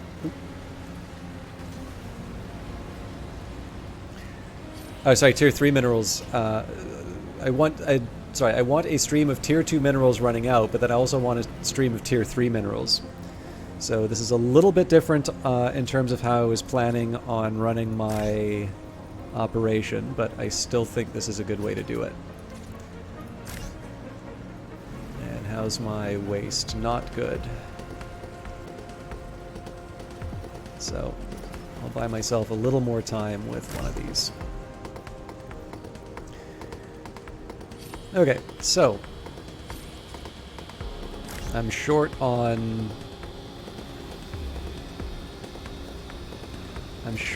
tier 2 minerals right now. We've got enough to set up the modules. What I don't have is enough for the relays. We're going to need to wait a little while on that. This one now becomes dedicated to minerals. This already was dedicated to minerals. Okay, so we're all set up there.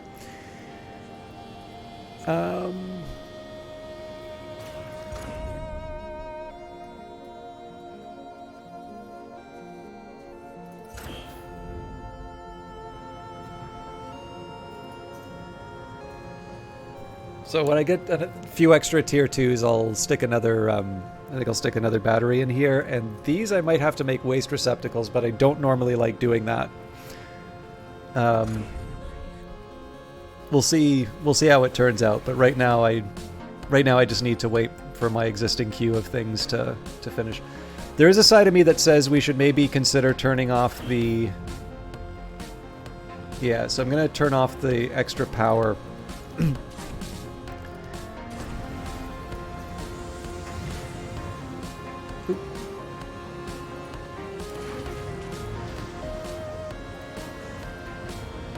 I'm just trying to put a little bit of relief on the Zethane in this region.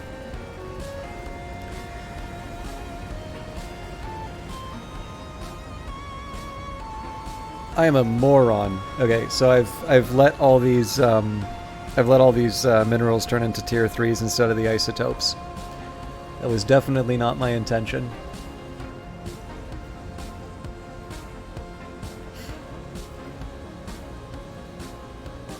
Okay. I believe I still need a relay to cover... Like, so if we look at it from another angle, yeah. We need one more for the isotope input module.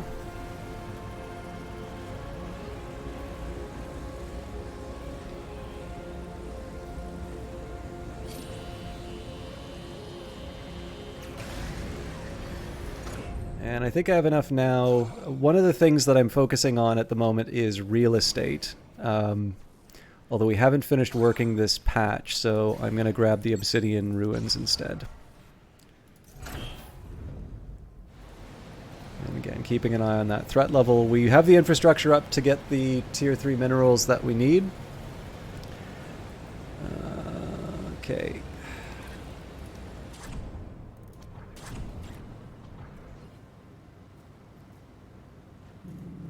Probably gonna have to put the waste receptacles down here. I mean, we can have garbage on the floor, it just makes everything slower, so...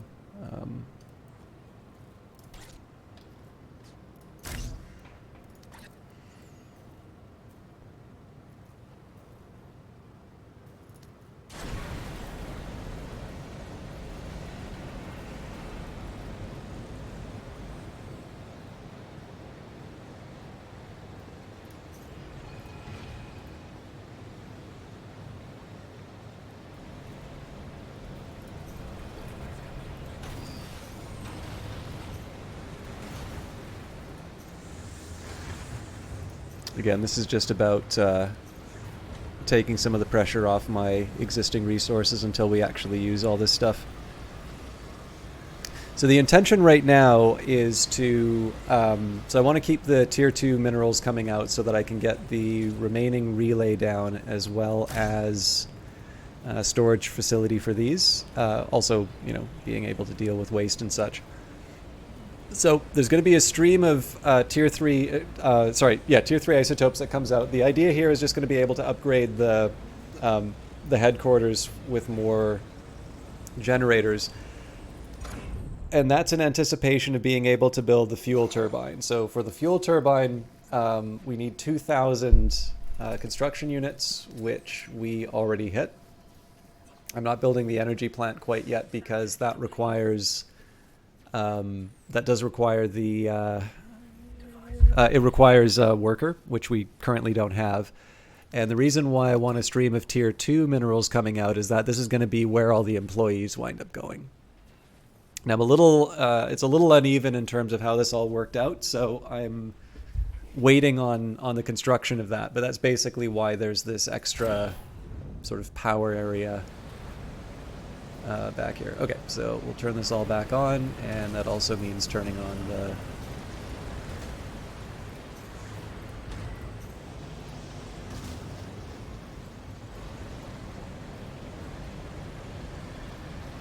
Okay, so as far as workers are concerned, we have got 3 free workers right now. That may not actually be entirely accurate, but we'll run with that story. Oh, this is funny. So it says it's draining batteries. Huh.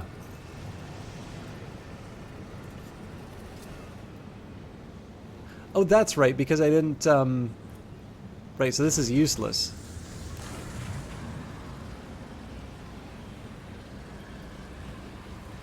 Right, I have to build the whole system. Okay, well, I'm not quite gonna do it this way, but I can at least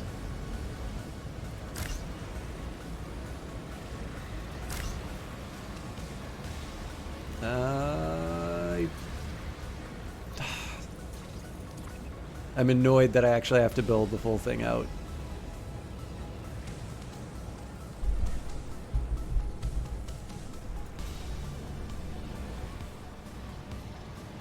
Yeah, you know what? Let's just focus on, let's get some employees in here before I start messing around with the rest of this.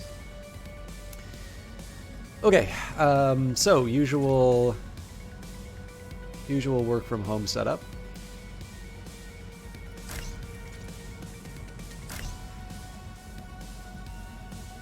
So we start in the center, and then we put the, basically we build a combination of habitat pod and 2 monetization stations beside each other, and then the relays sort of go in. So the idea is this gives sort of a nice little core, and then we can build around the perimeter with the existing infrastructure of the relays. So this could at least get some migrants in.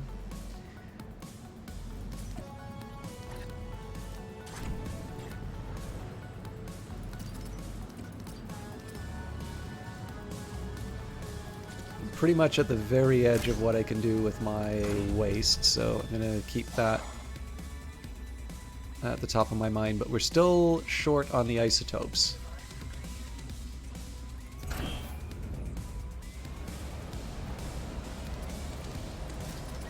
So we do have a little bit left over in terms of tier 3 minerals, so I can get a head start on the next phase. I'm definitely not going to I'm not going to build all the like waste modules and all of that. No, this is right.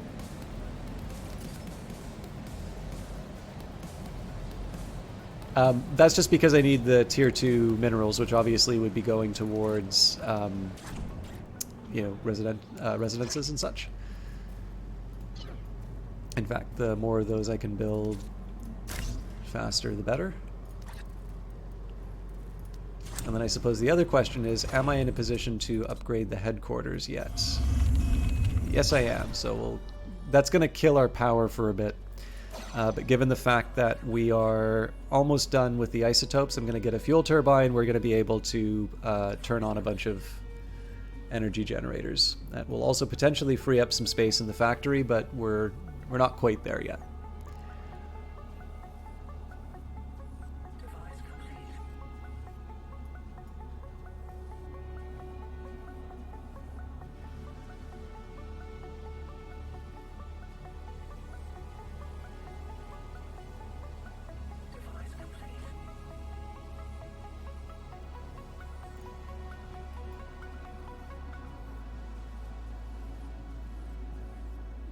Watching this like a hawk.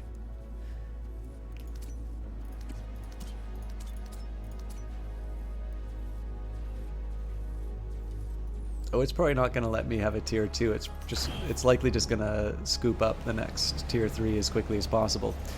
So let's turn these all off for now. I can't remember if they'll take the... Well, actually, it doesn't matter if they don't.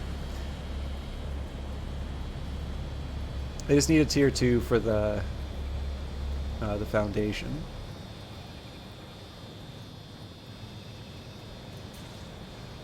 And we are draining batteries because I haven't got this linked up to the grid, but I will try to fix that as quickly as I can.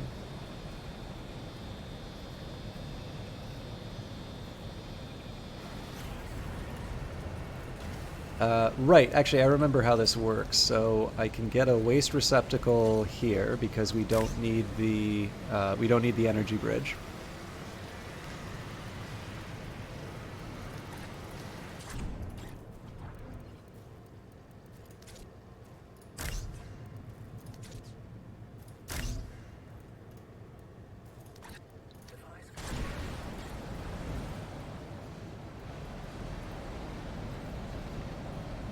Eventually I'll put a storage for the isotope, but that's not as important right now.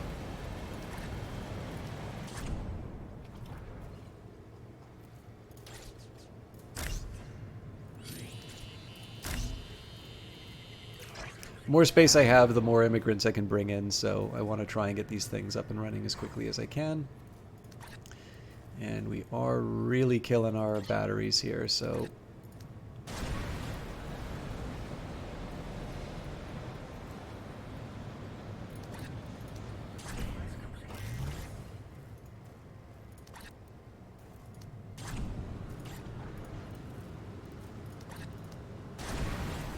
So why did this all get suddenly attached to each other? Maybe it's because this thing's turned off.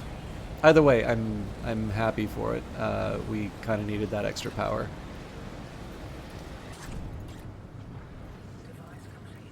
So eventually what's going to happen here when the fuel turbine's built, this is going to be dedicated to power plants, but for the time being I just need to sort out other priorities. So power...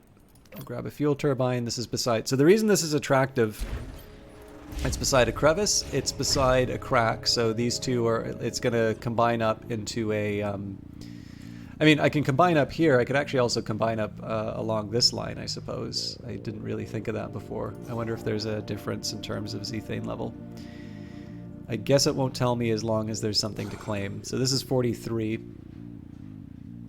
This is something. Maybe if I turn on the... No.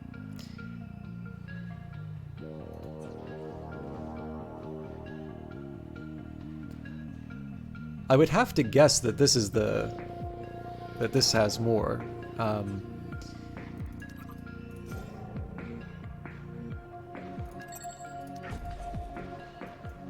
But on top of that, we can activate...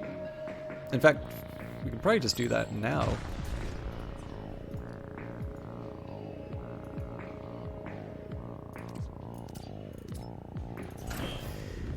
And then we'll do our usual routine. In fact, I'm probably even willing to skip the monetization stations for the time being.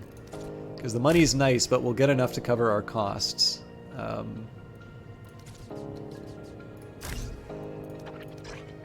Okay. So it's going to take a little while to process, but we should be fine. And we can actually get the foundations for the floor 2 and the headquarters dealt with. I'm still short on unlocking council communications because I activated that ruin, but I think that's more in line with my long-term plans. So we'll take these generators. There's a special way I got to do this.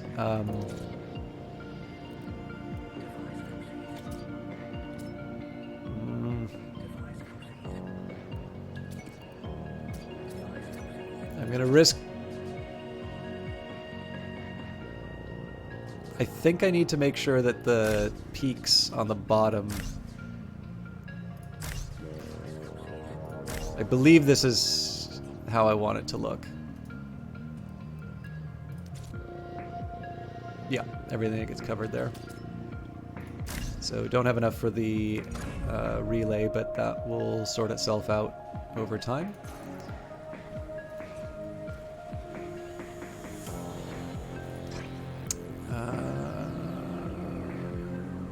Let's see. Oh, no, we've got everything we're gonna get.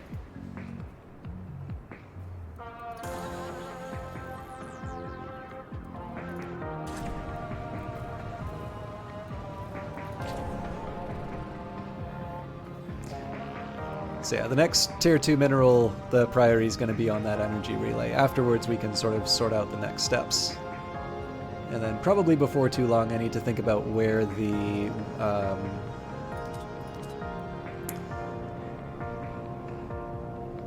Need to think about where the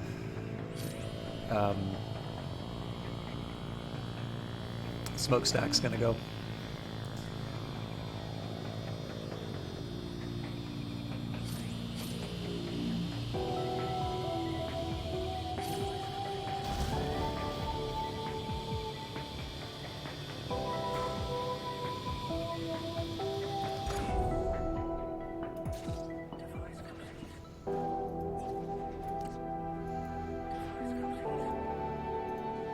We have a big fuel drain. I'm a little surprised that the fuel turbine's not up and running yet, but I do know there's a lot of isotopes to be cleared out.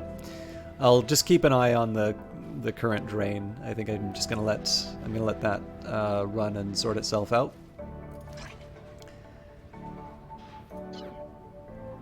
And over time, we'll be getting some more tier 2 minerals, but it looks like my workers are kind of tied up at the moment, so I won't get too antsy. Now, I would like to get my headquarters upgraded as quickly as possible. The catch here is that I need 108. So, you know, this is the point where I'm like, am I realistically going to be able to wait this long to get my smokestack up and running? And honestly, I don't think the answer is yes to that. We do have kind of a natural candidate for the smokestack, which is like right here. Given the fact that it's already between the council hall and the spaceport, it's probably not terrible. Like it's already an unpleasant place to be. And I just really like the fact that we're actually generating a huge clouds of smoke where the ships are landing. It seems very Titan.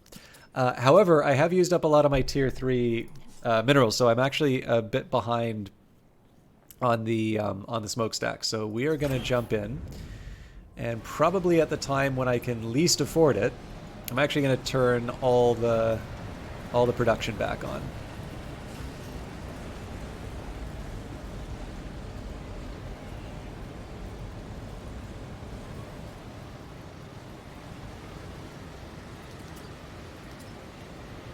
Actually, sorry, that's not true. I'm going to mess around with the minerals just one last little bit.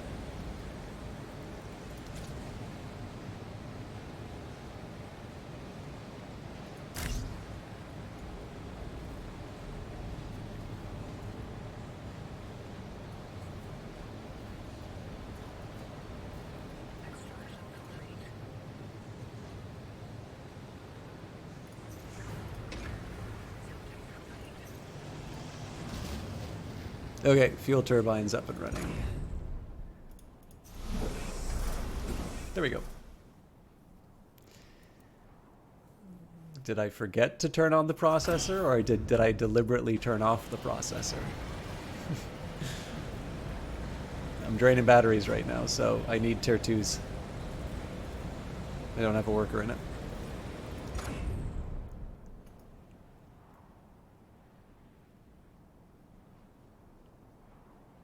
So as I said earlier, like we're not going to be able to get the 108. I mean, I guess the one thing I maybe should be doing is just directly shutting down the isotope module and the employee for the extra power. But like we're not going to be able to get the headquarters up, so. And I don't have the same. I guess I don't really have the same pressure that I did before.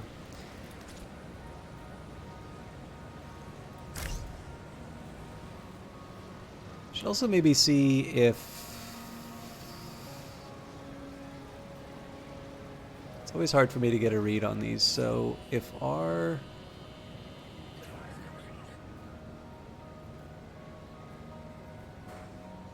Yeah, I think I'm just one shy of being able to kill this thing.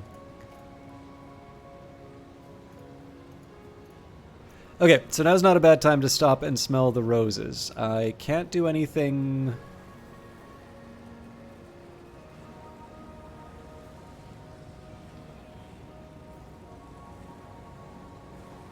Okay, we're gonna set up a mineral line. We're gonna ignore isotopes for the time being. We want those tier 2s to become tier 3s. No, sorry, we want We want money more. Okay, against my better judgment, I'm actually going to get this isotope focused again.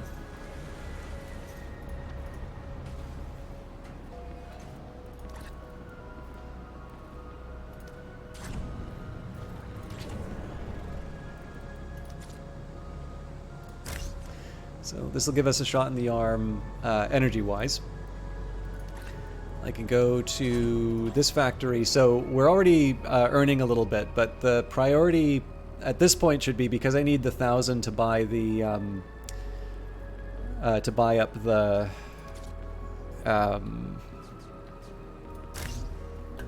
smokestack. I need to get more people into the city core. It's going to be kind of a winding road, just because I've got a bunch of workers sort of occupied. So, you know, like, it's debatable. One of the things that I don't like about this strategy is that I'm using up a lot of workers, and I don't have a way of getting any new ones. At least for now. Like, that'll change in a little bit. But there's definitely a lot that's being demanded of this system right now. But on the other hand, one thing that's happening in the background while I'm slowly generating these tier 2 minerals, I'm getting my tier 3 isotopes up, and that might mean that I sort of wake up and find that I'm actually able to make that higher tier headquarters. And one consequence of that is just going to mean that I can make my smokestack go a little bit further out. I don't think it's likely to happen, but it's a nice possibility. Another thing I'm going to do here is save up for the artifact patch. So I was debating on, you know, maybe pursuing one of these, you know, one of these other tiles or something like that. But in this case here, a nice steady stream of artifacts. Well, that does take up a worker. And it's not, none of these are really blocking anything that I need. So maybe we should just get them the old-fashioned way.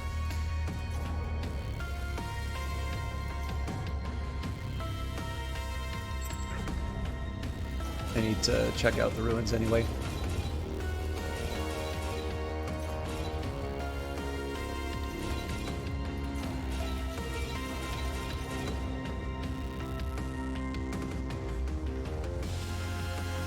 So eventually we're going to need a relay for the... we're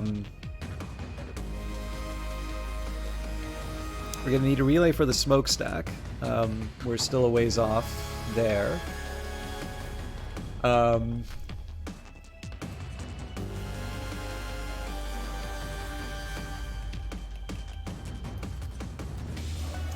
It is tempting to turn on this absorbs pollution. There's a small worry that it'll affect the fuel turbine, but maybe this isn't something that I need to. This isn't something I need to build right away. It's mostly just to kind of help the pollution drifting over. Now, one thing that's a little inconvenient for my plans, I was thinking of this being sort of residential up here, but it looks like there's a mineral node. Although one thing I might be able to do is redirect the trucks sort of around the edge, so I'll have a mine. I don't think I'm going to be able to make the reach work.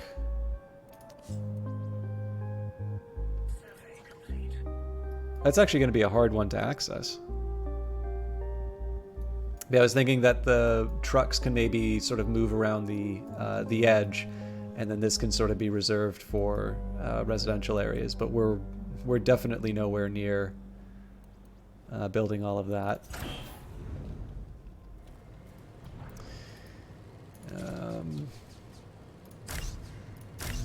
Again, I probably should be focusing on the habitat pods more than the monetization stations, but old habits die hard. We paid people yet? No, I think we need to... There we go.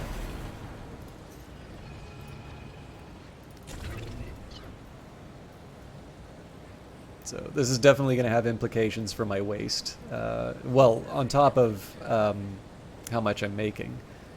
But I think we're at a point where I can justify more workers. Also occurred to me we don't need these fabricators anymore, so I might be able to redesign this smaller area. Although obviously, you know, I kind of committed to myself to certain choices on this side, so we'll see.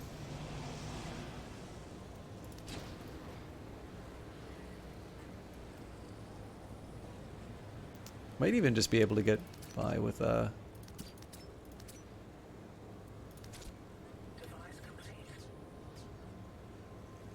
Yeah, so I mean, it's going to involve making a lot of garbage, but we can just get a second large generator down if we were so inclined, and we have the energy or the fuel for it.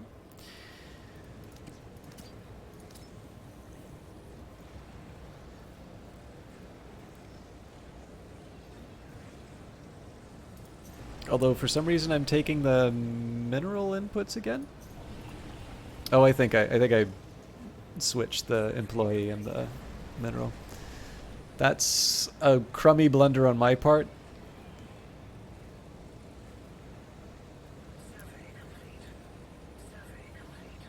But we'll live with it.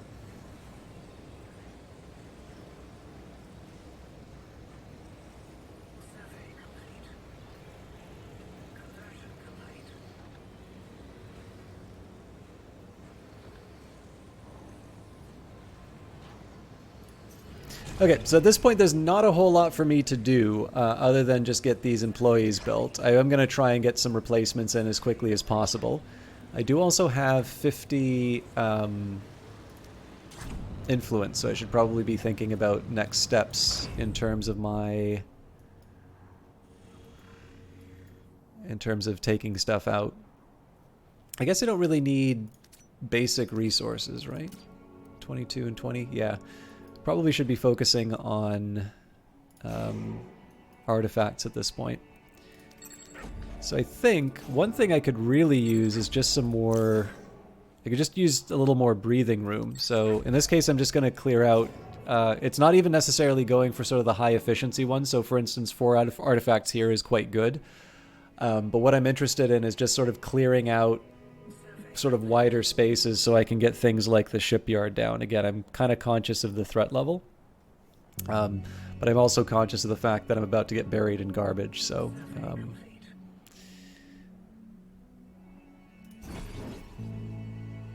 in another world, I might have cleared out all of these minerals patches to get the...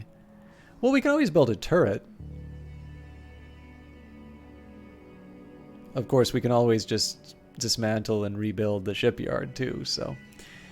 and anyways, I kind of wanted to get a cluster cleared out just so we'd be able to put down a shipyard without too much trouble. I can also finally unlock the council. Although, it does leave me a bit short for employees.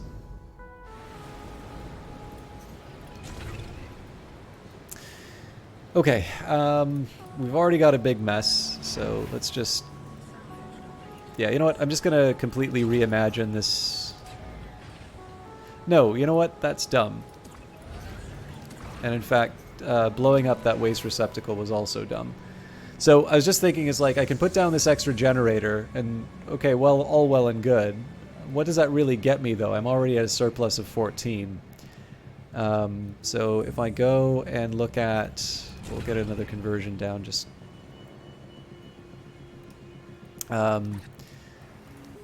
so practically...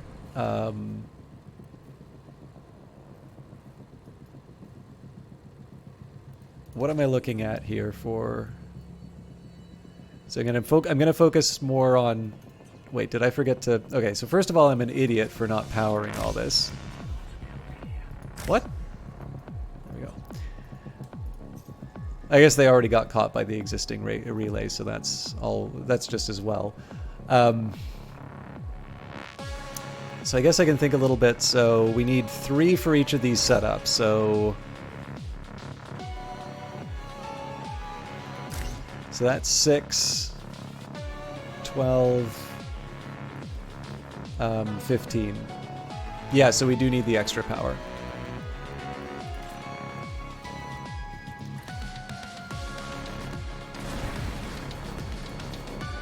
So we'll wait for this job to get done, but we'll demolish the battery.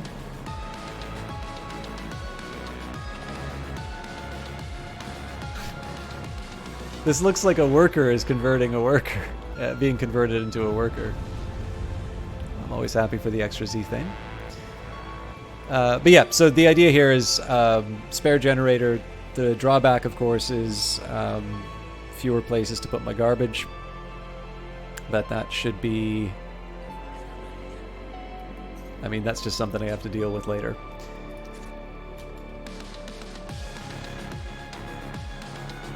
Ah.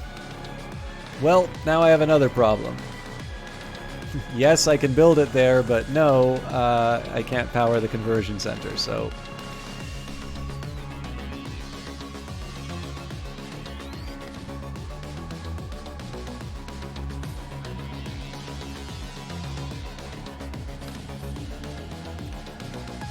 Alright.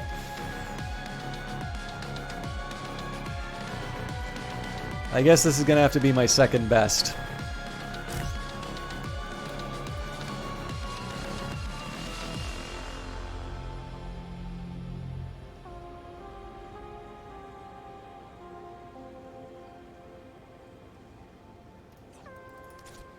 So I guess I can sneak in a... Oh, actually, there's some possibilities here.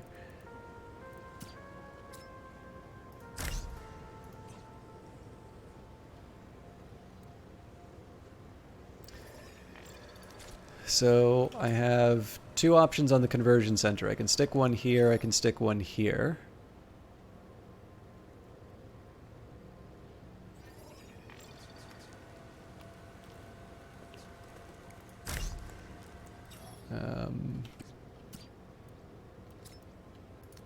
Still need the relay.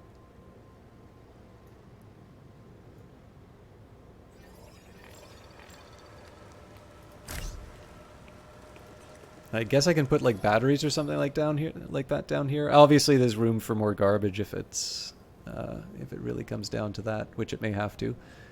But I'll maybe hold off on that for now.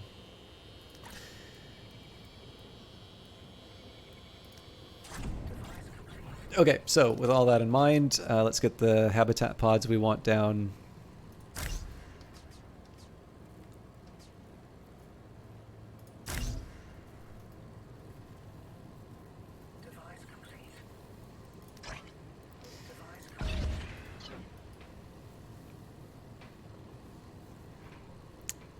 So we'll have room for 6 more after the current wave of migration.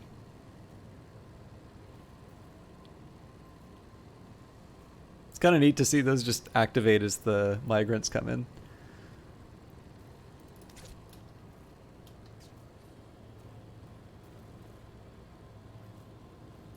Oh, I think I got the numbers off. I hate it when I do that. Oh wow, I was really off there. Oh god, these are all useless.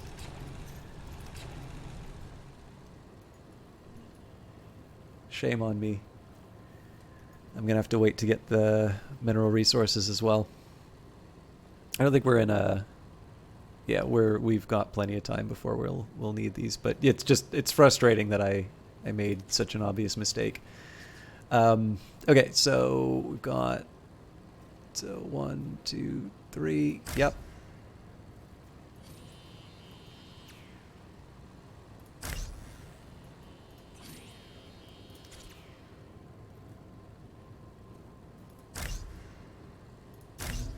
Okay, there we go. And then I'll obviously turn on the monetization stations as soon as I can, but it's not as big of a priority right now. Obviously, the most money we can get, the better, but if we don't have people for those slots, that's not as important.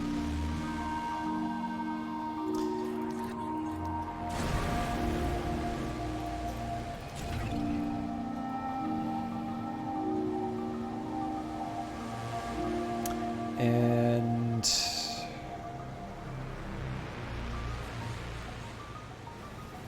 I will build one waste receptacle just so they don't have to travel very far to clean it up. I'm gonna regret this, but I'm trying to chill out a bit on the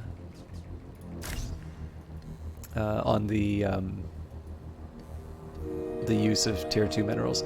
Again, I'm kind of picking my own pocket as far as getting the infrastructure in place as far as the smokestack is concerned, but it's clearly we're going to get that smokestack faster if we have more people earning money. So like right now the projected end of day balance is 518, so we're still not anywhere closer to getting that smokestack by the end of the day.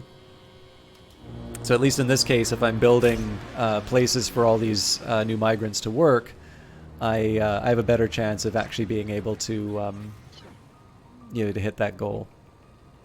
The other thing is that depending on how much I earn, so in this case we're earning 864. So we've got 190. As long as I don't spend money, that gives us, I think, 1,054 by the end. So I can't actually buy the smokestack, but that will mean that I can't pay my employees, and as a result, I'm not going to be able to convert, and I do need workers to be able to clean up the garbage. Although with that in mind, we're going to kind of work it on both ends here. We will both be converting as well as bringing in new migrants.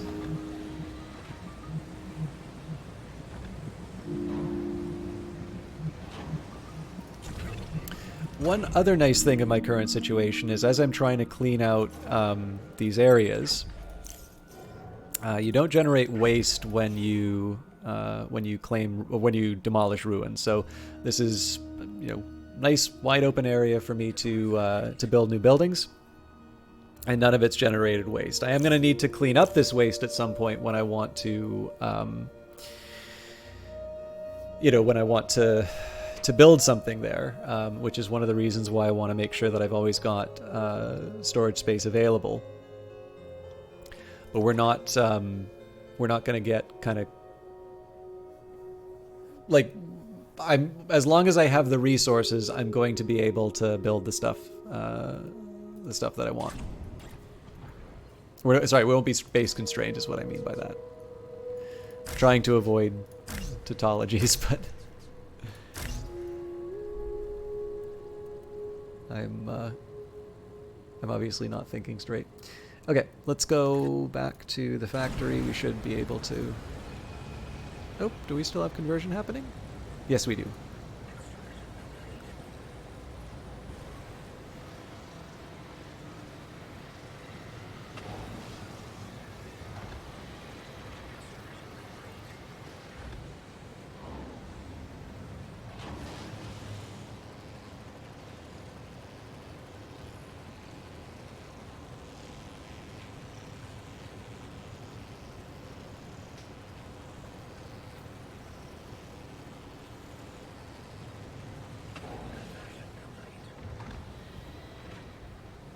I don't necessarily need to be cranking things up to the top tier of my, or like to the limit of my employees, but generally more stuff, like I just want more stuff done. I tend to prefer, giving an order and then seeing it done right away. So in this particular case, I do want to maximize the number of employees, but it does come at a cost, right? Like my end of day balance does go down as I need to cover the salaries.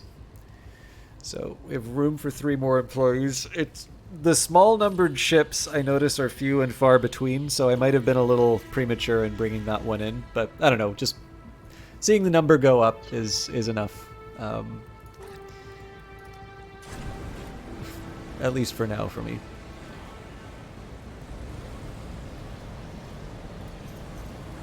Yeah, so for all the workers I've got, we sure do have a lot of garbage just popping out on the ground. That's going to be a problem soon.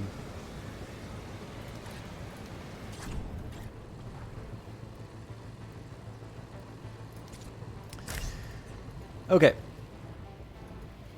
In an emergency, I can put waste receptacles in the kind of in between the habitat pods as well. I'm going to try and avoid doing that, but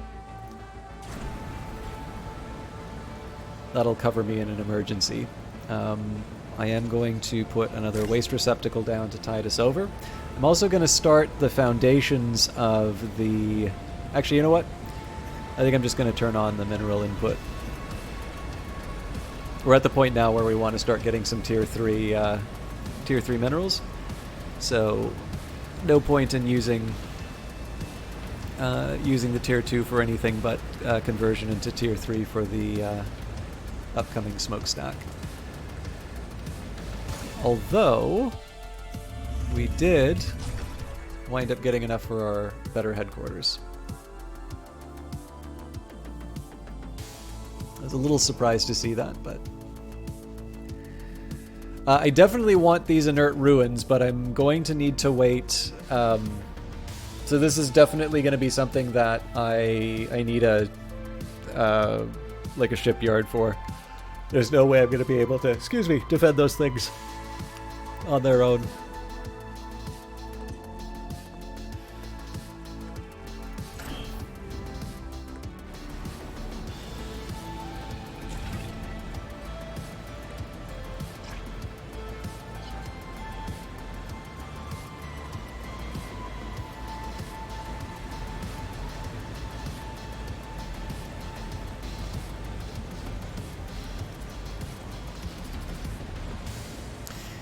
And again, there's not a whole lot that I can do.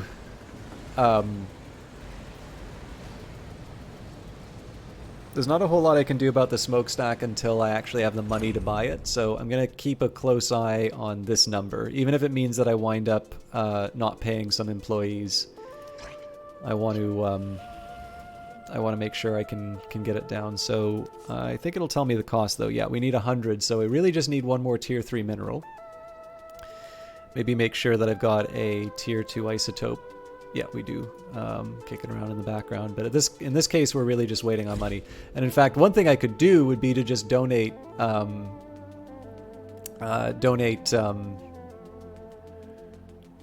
of minerals in exchange for credits. Yeah, actually, maybe we just request the credits? I don't know, 10 is a lot to give up.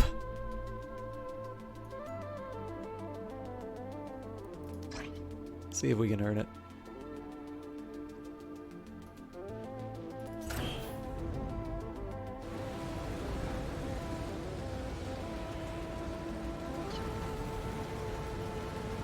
Yeah, so we'll definitely earn enough by the end of the day, but we won't be able to convert.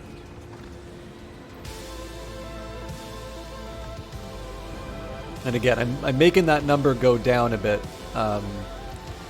by converting workers. But I'm also going to make it go up by bringing in migrants. And I suppose I can make up the difference. That'll maybe be when I use the influence to make up the difference.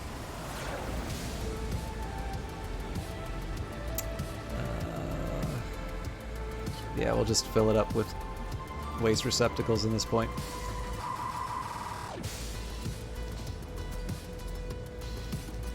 I really don't like using tier 1s for those, though. Maybe I play chicken with it? We clearly have more than 6 units of garbage on the ground, so, like, I don't know.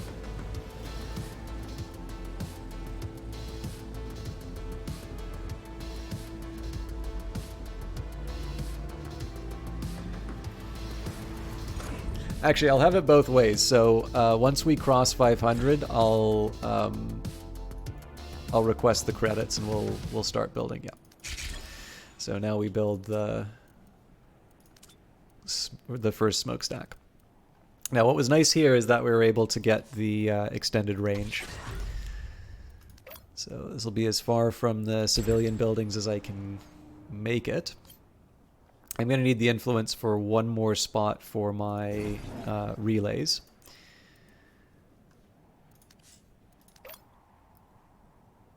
Oh, maybe I don't. It'll be... This will be ugly for the trucks to get through, though.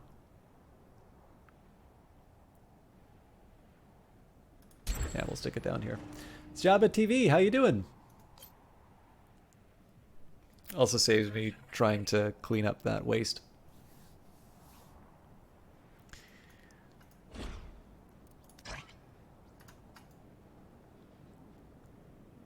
Okay, let's get one more worker converted. Could even just demolish all of this and turn it into waste receptacles or more power generation in the end, I suppose. But we'll figure that out later.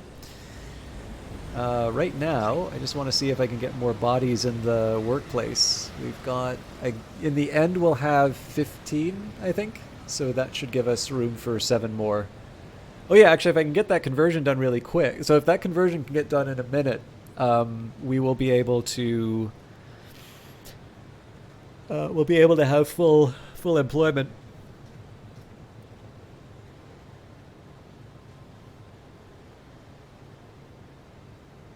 Got you addicted to Cultist Sim. You bought it in the end. That's great to hear. I'm always a little careful. So this is actually another game. So I'm not getting paid to do this game, but one of the rewards for me is when people come back and say, "Hey, yeah, I wound up getting that thing, that you were doing, and I love it." I'm always a little careful to ask the "So did you get it?" question, because then I don't know, there's a degree of peer pressure, or the one I don't want to hear is "Yeah, I got it and I hated it." But I'm delighted when people come back and say, I really like this thing. It was a good choice or whatever. I don't know. It's obviously I like the games that I play, but to hear that somebody got connected with something that maybe they wouldn't have played or wouldn't have checked out otherwise. We're so close, but we're almost certainly not going to be able to get the migrants in.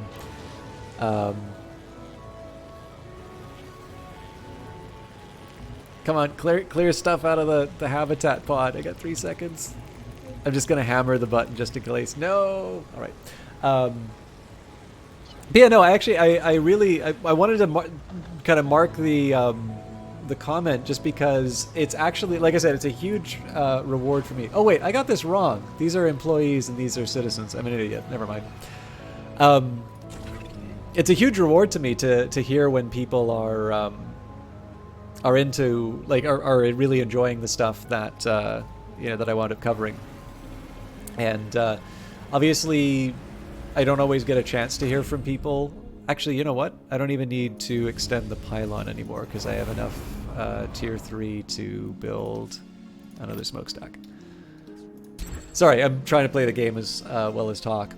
But yeah, it's a huge, to me, it's a big perk. I actually really like hearing it when people find something they really enjoy through the broadcasts, and I don't always get to hear from people about the stuff that they like, so I appreciate you mentioning it. Obviously, this is quite different from Cultist Sim. Beepo, how you doing? I never get a chance to see what you're playing. I'm going to assume that it was Total War, and then it'll turn out to not be Total War, but how you doing? Oh, no, lurkers are the lifeblood of my channel. But welcome, everybody. You notice that you don't take the time reading like I do because getting the goodies is fun. Yeah, no, it's true. That's something... Okay, so part of it is that I think one of the reasons why Weather Factory invited me to do those broadcasts is that because I don't have a camera, because I don't have those... basically, my channel sort of lives or dies based on my ability to communicate without the visuals, and that basically means the more there is for me to read, the better, the better off I am, really. I think that's one of the reasons why I was why that particular game wound up being a good fit for me.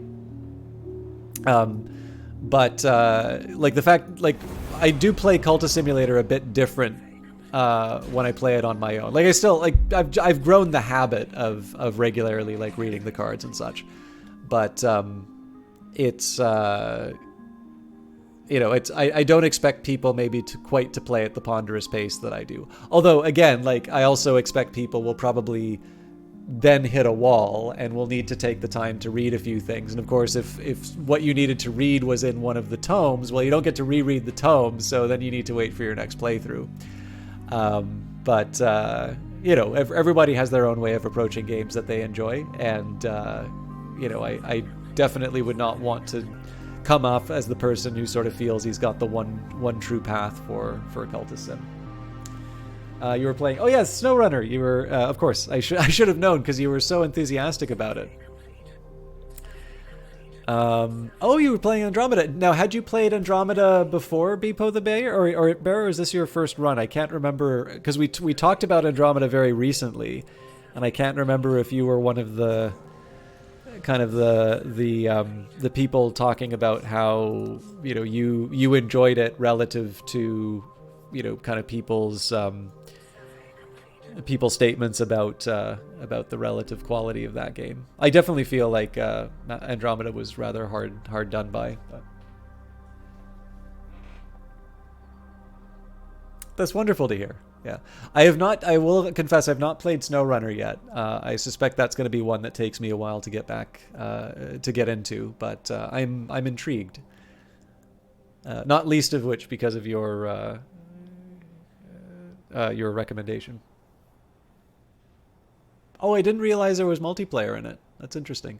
The shipyard that I'm going to build is going to be a temporary one. Now, unfortunately, I do need to find a place for the garbage, so we're going to go back to the Tier 2. So first thing we're going to do is cancel our Tier 3 refining. We'll probably have to do that for a while. Actually, you know what? Let's just turn up. I've got way too many employees, but right now I need to find places to put garbage. Now, the one bit of good news is because I'm a little worried about that battery drain. I was kind of expecting to have more. Well, I can also turn off this level 2 processor because I don't have any use for it right now.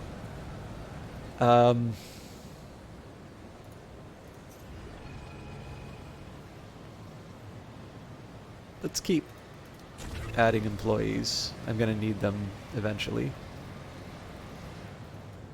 So the good news about the way that the queue works is that if you're constructing something, that gets the priority for waste movement. So all of that garbage on the ground, that's going to get picked up second. I'm just trying to think. I'm clearly miscalculated as far as the power is concerned. I can always make another power floor. That's not a problem, but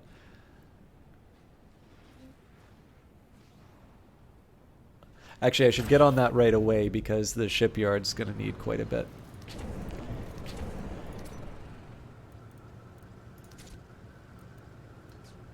Which means I actually need to turn that tier 3 refining. I'm pretty sure 4 is max. Gotta admit, horrible cultist play. That's good. Highest to share was having 4 and 4 body mind. All right, have a good one, Beepo. So Siapa says, I've got your stab run on the other monitor and just play ahead of you. So if you get stuck, it'll be inspiration. Oh, that's cool. I do also have I think I call it like a beginner's guide to Cultist Simulator or something like that. Probably you'll probably know most of the stuff because it's something that you would have already seen in the Lord Stab run or the Steam stream from Monday. But that is another option if you need some primers and all of that. But I will encourage you, do allow yourself to struggle with the game for a little bit. Like some of the fun, in my opinion, is the ability to get the aha moment. And one of the challenges is that because Weather Factory is currently working on other things, so there's that real life event they're making another game, Book of Hours. The likelihood of there being more Cultist Simulator content that isn't community content, right? That isn't players sort of contributing their own material. Obviously, the chance to be able to see a problem and solve it. There's now a finite number for Cultist Simulator. Now, with that in mind, I don't know if you got the Anthology edition or the base one, but if you're feeling like Cultist Sim is sort of long in the tooth, just turn on the Exile. You'll have plenty. You'll have your hands full. But it's one that for me, I had to kind of unlearn a couple of bad habits from gaming. I'm definitely used to kind of a little more instant gratification. So it took a bit for me to Actually, you know what, we'll just build waste receptacles for everything. It definitely took a little bit for me to sort of find my equilibrium. That's great, yeah. That's a good one too, because the stag door is usually kind of the first hurdle. Like I think it's by design. Like I think it is very intentional that riddle is the first time you're sort of like, oh wow, I really don't know what to do here.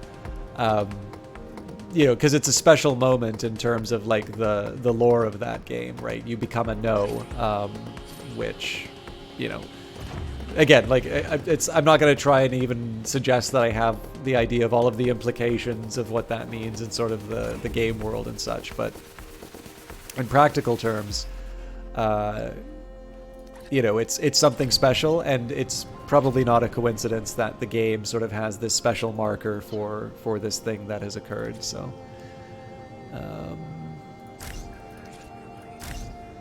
this will get me 6 extra power, so we're still short in terms of our batteries, but at least we get a fighting chance. I've got space for 5. I can get 1 more employee. I need another artifact at some point.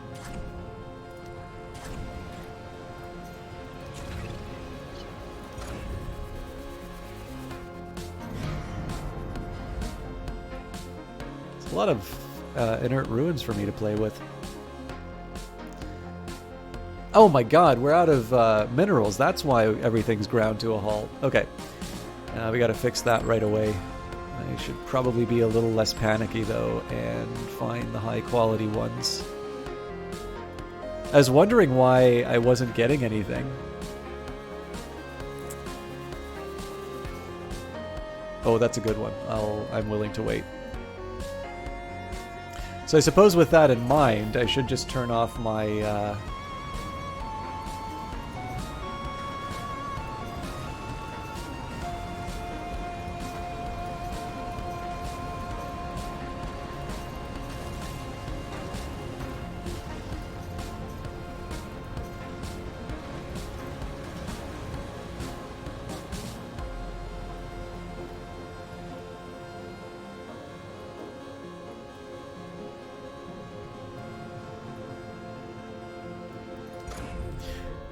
Now, oh, I'm a dummy.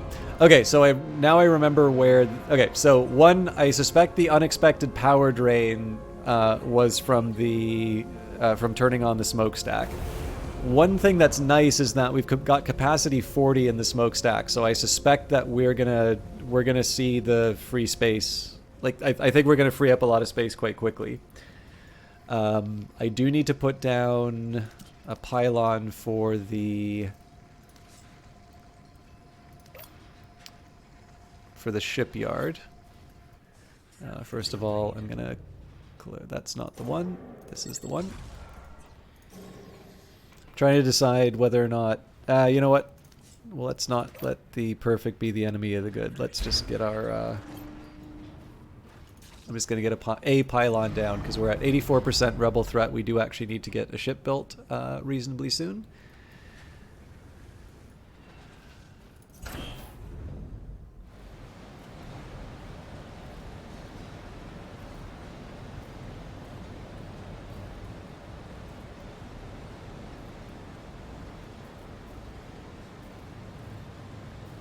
I'm probably in a point where I should panic.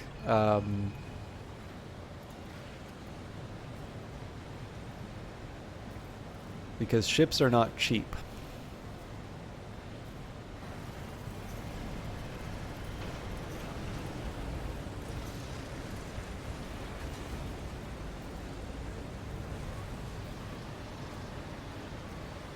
So the ideal would have been to take my headquarters and build that full power floor. I'm not going to do that yet. I actually want to get the tier 3s as ready as it goes.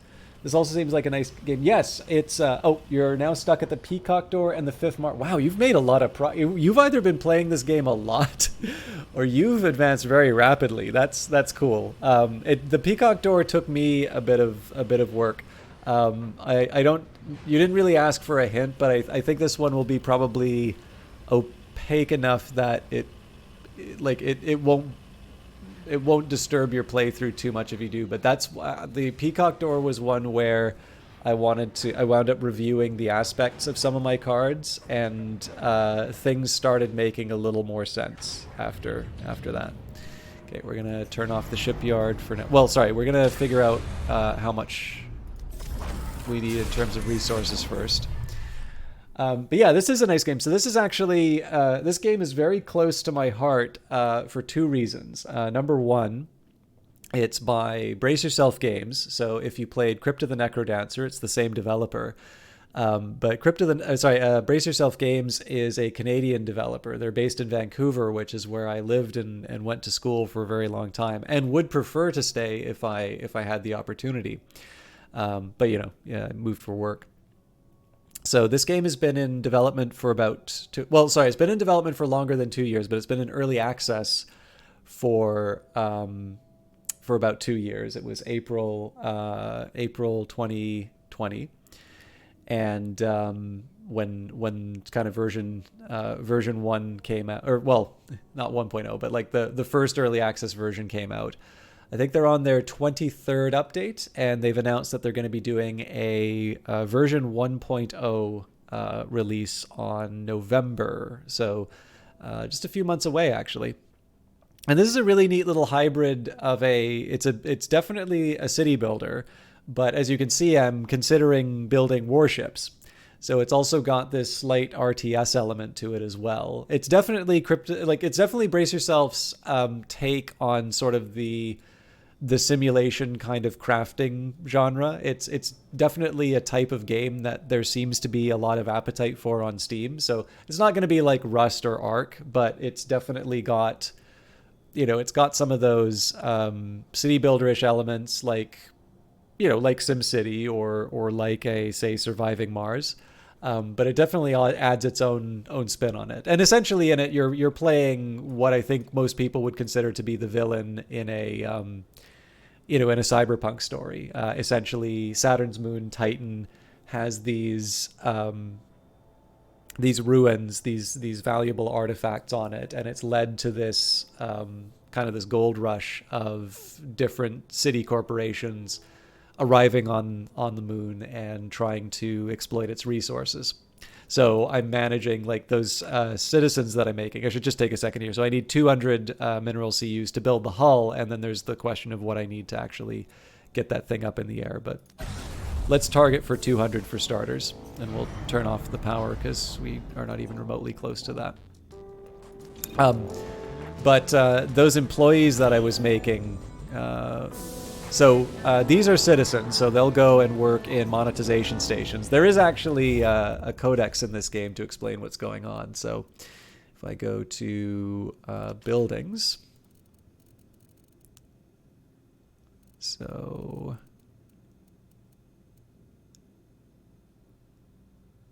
monetization center, where are you? Oh, it's not a building, it's a device.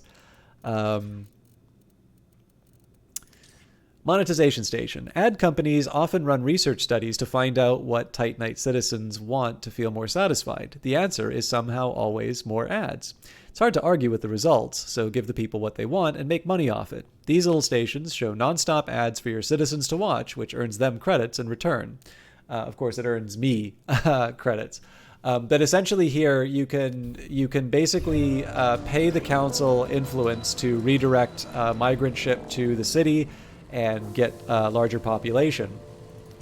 But if I want people to do work on Titan, those little blue people moving around here, they're the ones kind of cleaning up the garbage and working in the modules and such.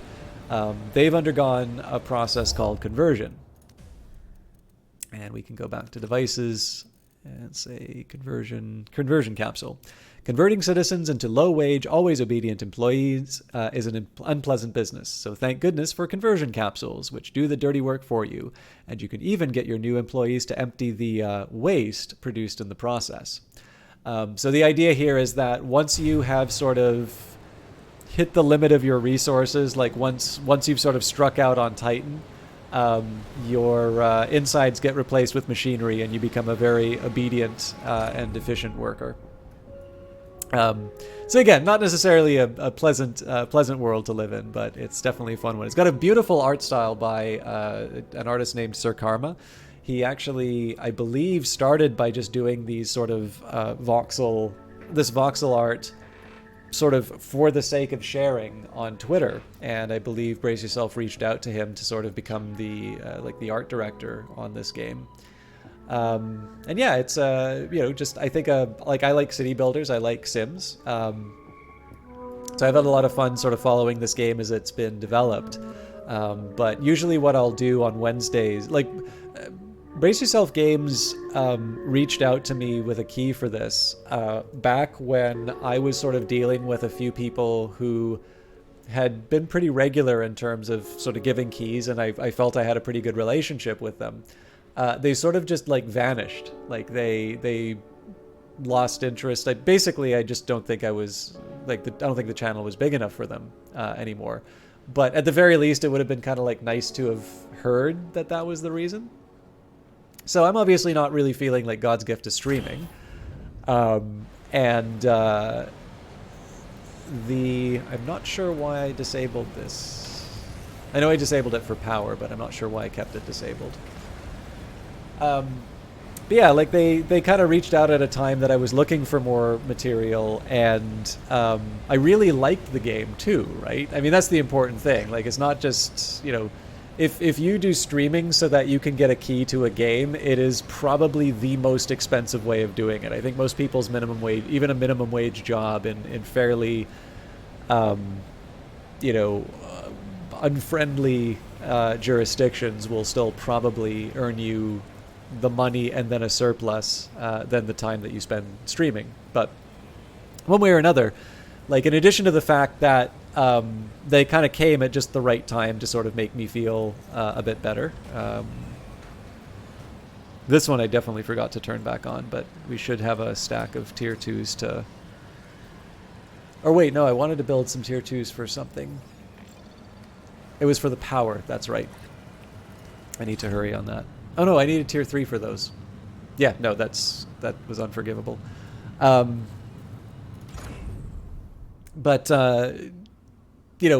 as developers, I like them a lot. I've actually gotten a chance to interact with a few of them, which I think is really cool too. The game has just kept getting better and better over time. And then, of course, they released another one called Phantom Brigade, which is currently in early access on the Epic Store. And so, as a result, sort of my Wednesdays are dedicated to Brace Yourself games. And there's two reasons for that. One, they sort of gave me a shot when people were ignoring me. So I realize I'm not going to be paying anybody's salaries in terms of the conversions that the channel generates. But I have been delighted that people are discovering this game and getting into it as a result of the streams. Obviously, I like being able to share stuff I'm interested in. But on top of that, it's I don't know. I feel it's a kind of game that I think suits the camless format reasonably well. I do play it kind of slow. I tend not to move to the fast or fastest settings. But I think there's some value in moving up. Oh, actually, you know what, Java, if you like SimCity 3000, there is a developer I got to collaborate with, but this is his own game. Sorry, I'm throwing a million games at you right now, but I think this is one you'll like in particular.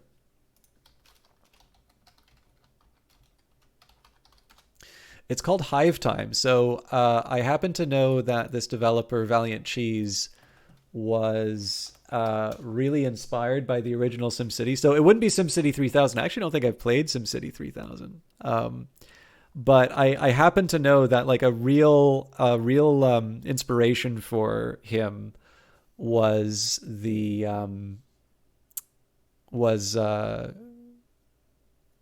think the real inspiration for him was the kind of original SimCity games. And so you are building a hive. I really enjoyed playing it on stream. Actually, I started by playing it on stream, and he stopped by, and that just sort of led to us, interacting, and we collaborated on a different game. A very small game, but still a very enjoyable one.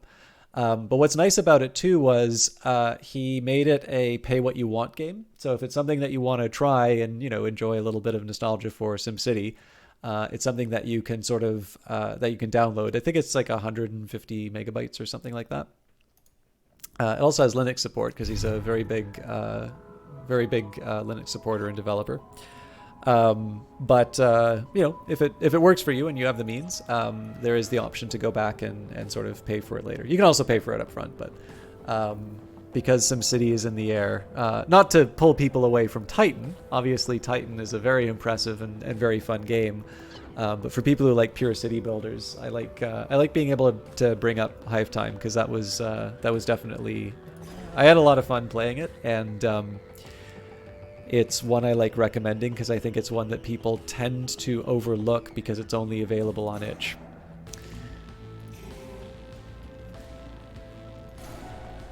I usually keep forgetting the corners. But yes, it looks like we've surveyed all the ruins that we can. So we've got 12% left on the threat bar. I would like to get more people in the, in the home. But I don't think that's going to be happening anytime soon. Look at these satisfied people watching their ads. Yeah, that's good to hear. I'll wind up doing it on stream again at some point too because he added Twitch integration. It wasn't something that was in the first version of the game. You'll usually do an update to it every kind of like World B Day. But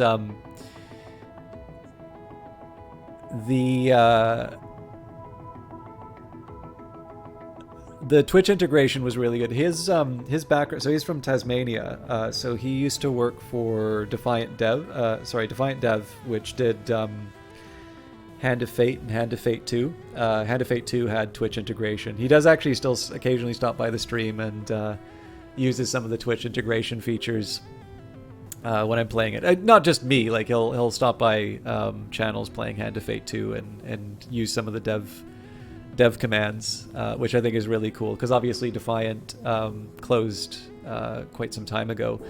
He also worked for Double Fine, so I believe he worked on the sort of the remaster of Full Throttle and Day of the Tentacle, and I think for a game jam recently. He also streams, so I believe he was doing a game jam of adventure games, and you can sort of see the influence of those titles. The reason I mention Defiant is just because that's, I think, a nice little example of something that worked quite well in Hand of Fate 2, and ultimately he was able to bring some of that into Hive Time. I really think I'm gonna get beaten by the rebels here.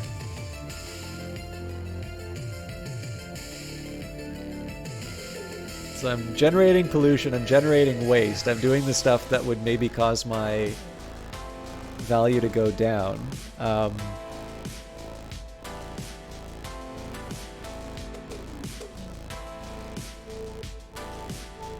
I guess I can try and get one more artifact to be able to get the conversion done.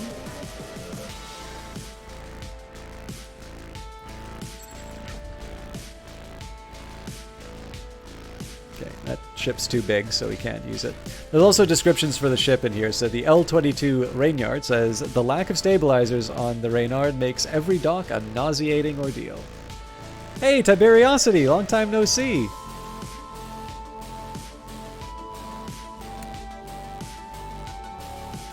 Sorry to pause things out. I should have done this for Beepo as well, but we've got Zenex 1,212th of their name. But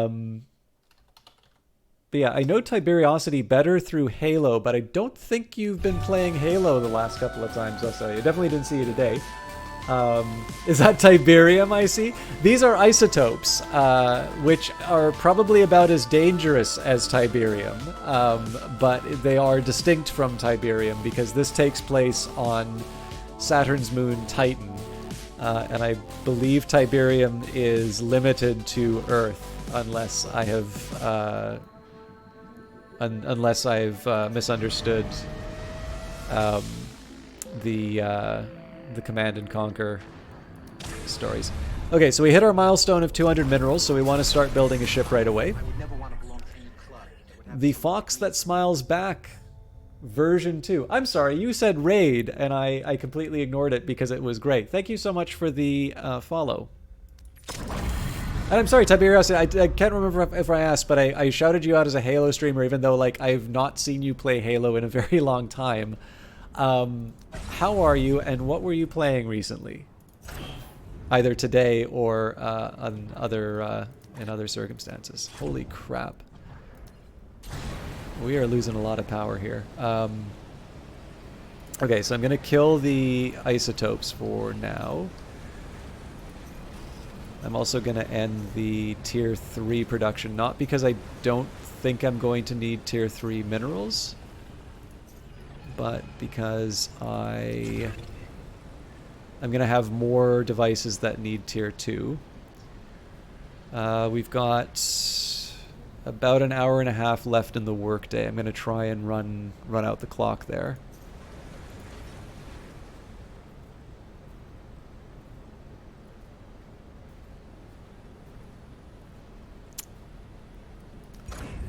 I might be able to get away with turning off the smokestack.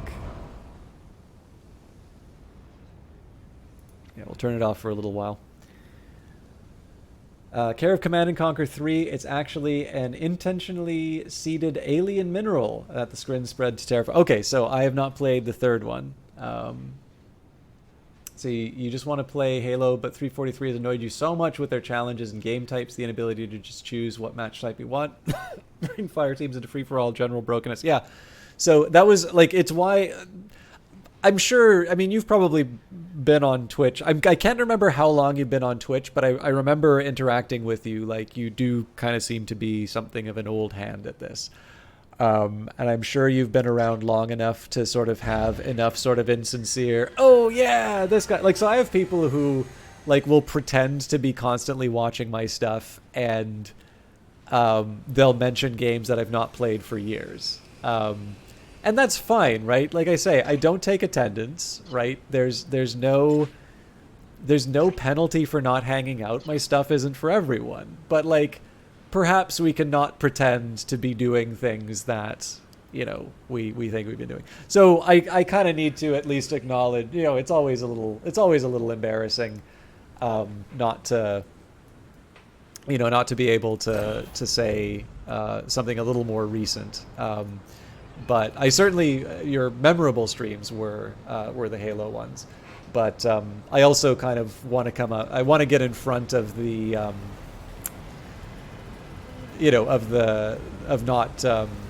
kind of acknowledging your issues with the game, because obviously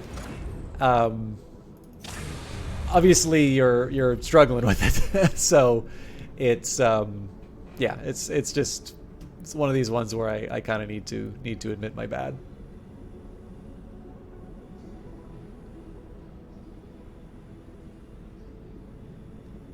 More MechWarrior and streaming tabletop games as of late. Last night was some relaxing Slime Rancher. Slime Rancher's great. Tonight was Halo Reach with a friend and Ruiner. Ruiner's a lot of fun. Have you gone through Ruiner before? Sorry, I just need to manage my power a little bit better. So. And the Fox That Smiles Back says you're having a YT spree, I think, most of the stream before this raid. So sorry, you're saying that you found the channel through the YouTube channel? I know there's a bunch of people who kind of hopped on YouTube because of the Steam stream I did on Monday. Obviously for a different game, but...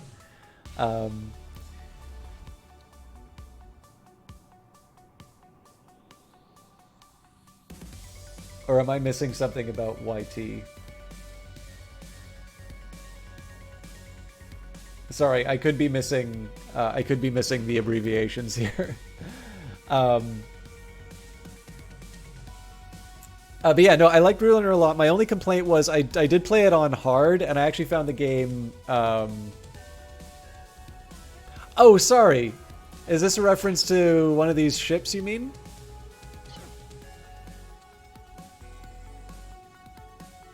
Okay, sorry. I've confused myself and chat. I'm an idiot. I apologize. This one is like to get old. It's like the youngins are using the slangs that I don't understand. God, where was I going with this? Sorry, I was kind of close to wrapping up, but I don't mind spending some extra time. I like Titan a lot. And again, just a reminder, folks, that this game, the announcement on the 6th was that this will be leaving early access, and getting version 1.0 in November. So I say that because for those of you, I know a lot of you said that you were interested in the game, but you were going to wait for it to come out of early access. One thing I try to advocate for some people is that if a lot of people like to hold off on early access because the game is basically... Oh, thanks. Thank you very much for the follow. Basically, a lot of people will hold off on an early access game because, and for reasons that I sometimes hold off, basically you fall in love with an earlier version of the game and then it changes. And I think, I'm not going to say the game's not going to change. They actually made some fairly substantial changes with their announcement. So they're trimming back a couple of features in favor of pursuing a new campaign mode, which was something that we weren't originally expecting for the game. And again, I think these are all positive changes. But the idea is that it's not that long before November. So the game is not going to radically change. But what is going to be true of the early access period is that most of the feedback is going to be from veteran players and not necessarily new players. So for those of you who like the idea of having, some say in the game's development and helping shape it, we will unpause, but I'm really getting close to the Rebel threat meter, so I kind of need to mind my manners as far as how I'm spending my time. But yeah, for those of you who are sort of thinking is I'll wait a little bit. Obviously, you can wait till 1.0. Like, some people do just like getting the finished versions of games. But I do like to try and say, especially when games have enough lead-up time in terms of the end of early access, for those of you who would like the early access light experience, for those who would still like to help shape the game, I don't know what Brace Yourself's plan is in terms of the new player experience. I mean, it could be that they just have a nice steady stream of new players who are already giving the feedback. But I happen to know now that, we're at the point probably in the lifetime of this game where the number of veteran players giving feedback is probably the highest it's going to be. And the number of new people trying out the game is probably the lowest it's going to be before the point where everybody's picking up the game and getting into it. So is it on Steam or Epic? It is on both. So this game, so they're actually doing it a bit different. This game started as a Epic exclusive, but is now available on Steam. Phantom Brigade is doing its entire early access period on Epic, so which is not this game. So they've done two different approaches, but in this case here, this is early access on both Steam and Epic. And I think technically it's slightly cheaper on the Epic store now because they have those 25% off coupons for the sale. But I know some people have preferences for storefronts. So for a former Epic exclusive, let's say. All right. What was going to say? That's exactly how I feel towards Stellaris. You've actively decided to uninstall and never play it again. Oh, that's interesting. Yeah. I mean, as it turns out, they said they're going to give me a key for Overlord and then never replied to my emails. So I'm not doing Stellaris again, but for slightly different reasons. Sorry, I was going to say something else. So I'm struggling a little bit with power because right now we're in the leisure and sleep part of the day. I'm just going to turn off the living space, so all of my employees are going to have to just sleep on the streets.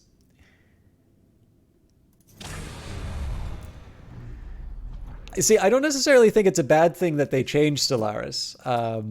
It's a way that Paradox's business model is basically to support a long-term development of a game through a stream of DLC. But it's also fair to say that that style of development doesn't necessarily work for everyone, and particularly for a challenging game like Stellaris. If you want to kind of get a grip on what's going on, that can be a style of development that's really frustrating. So I also have sympathy for where people are coming from. But like for me, like I've made my peace with the way that it is. I just kind of recognize that it's not necessarily for everyone. So for those of you who've been watching Industries of Titan for a while, you'll notice that constructing a factory is much like constructing a ship. It's much like constructing a city. You have this little Tetris game to play. So I'm really resource constrained, and I need to be able to take out a rebel ship. Epic Games, you despise it after what they did with MechWarrior 5's launch. Political reasons. And now because Square Enix is going to be launching the PC version of the Final Fantasy VII and its sequels through Epic. Is that because of the... So I'm trying to get a read. I was under the impression that Epic was actually closing off its exclusives, or tapering off, not closing off, but over time. At least that was one of the filings in the Apple lawsuit. I know people definitely have strong feelings about the exclusives. I wasn't personally that bothered by them, especially because I'm playing a game here that benefited from the financial support. Old World did as well. But yeah, please do not take I'm mentioning the coupon on Epic because some people are going to prioritize on price as opposed to as opposed to other factors. Clearly, if you do not like the Epic Store, it is not my intention to, make people or drive people towards, using something they're uncomfortable with. Everybody obviously kind of needs to decide where they sit on that. But yeah, so basically the Rebel threat. So in the way this game handles Rebel threat, you have got a net worth that's sort of ticking up in the background, and it will actually tell you sort of the value of your enterprise at the end of the game. But that's basically the way that the Rebel threat is calculated. So what I'm trying to do here is I'm trying to maximize the amount of time, I'm trying to maximize my use of resources and sort of the efficiency of this remaining sort of 10% through the construction of a ship. And there's a couple things that I need to do. So one, I need to equip it with weapons. So that's probably going to mean 2 medium lasers. So that's going to have an energy cost of 4. And then I'm also going to need life support, which is going to have a cost of 1. So I need a minimum of 5 energy, which suggests to me that I should have a medium generator. You always mention it when Epic gets mentioned. It's kind of one of these fairly odd parents when he screams, "Fairies!" My reflex. Yeah, it's a tough one for me because I wrote a few blogs when it came out. I am actually a lot more relaxed with what Epic is doing, but I also recognize that I'm largely saying these things in the context of competition law. So the idea of having an exclusive product is actually something that most governments are okay with. That's kind of a feature of the way that type of regulation works. Now again, that's a positive statement. That's not necessarily a normative statement. It is entirely possible to say, I understand that's what they do, and I'm still mad about it. But it's one of the reasons I'm a little bit more sanguine about it. But of course, there was definitely a while in the stream where it felt like I remember when I was playing this game, there's somebody who basically did the whole, you should be ashamed of yourself for playing this game after they betrayed Steam. And I'm like, game's still coming to Steam. They're just doing a longer early access period. There's a pre-release period where they're on another storefront. So if you if you don't want to play the quote-unquote worst version of the game, then don't buy it on Epic. I actually think that's a decent way of handling it, because it's not locked away forever. But again, like I certainly know that there's strong opinions on the Epic Store, and my views are not necessarily universally held. Yes, Java. Actually, I think yours is probably reasonably close to my feeling on it. Like I definitely know that I think it was Half-Life 2. So like I didn't play Half-Life 2 when it first came out. I wasn't even gaming at that point. And I believe that was the first one that required Steam. And if I, at least in terms of the kind of reading that I did, the reaction was very strong. I believe that was a very unpopular choice to do that. I think I could slightly improve this building. I actually think I have a blueprint already. The Kestrel. I can't believe I called it that.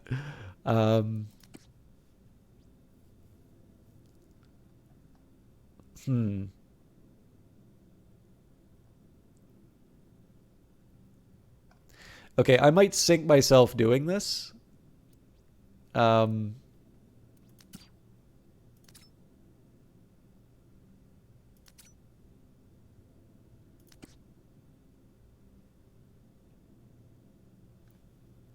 Nah, I really can't justify that. I was just thinking is like, well, what if I just go for the tier 1 and tier 2s, but it uses 40 tier 1 minerals. I just don't see how I can justify that or make it work. So yeah, I am going to build it the old-fashioned way. Okay, so I'm switching where the laser went just because I don't have a lot of free space near the door.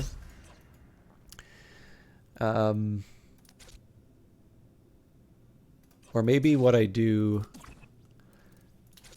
So I definitely need a large relay to make this all work. This would actually be the smarter thing to do.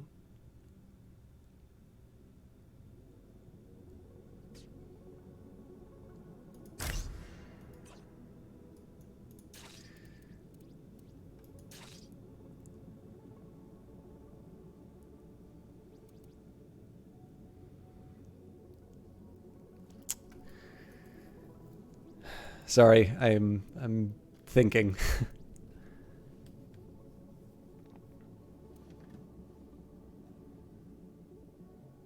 Always On has been despised. At this point, there's really no fighting it. Epic Store, the only reason to have a messy web front end installed is for the weekly free games. Again, everybody has their preferences.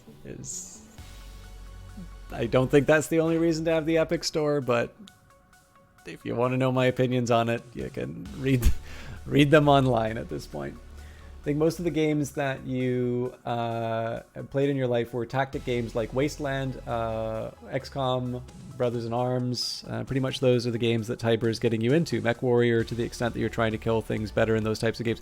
Actually, yeah, I was meaning to ask. So it sounds like Tiberiosity has been playing Mech Warrior 5.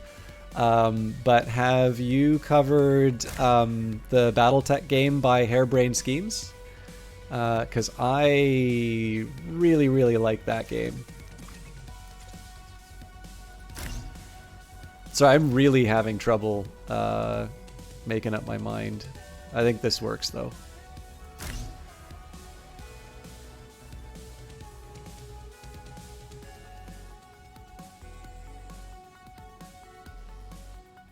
You have to have Steam for Cultist Simulator and Counter-Strike and Half-Life. Yeah.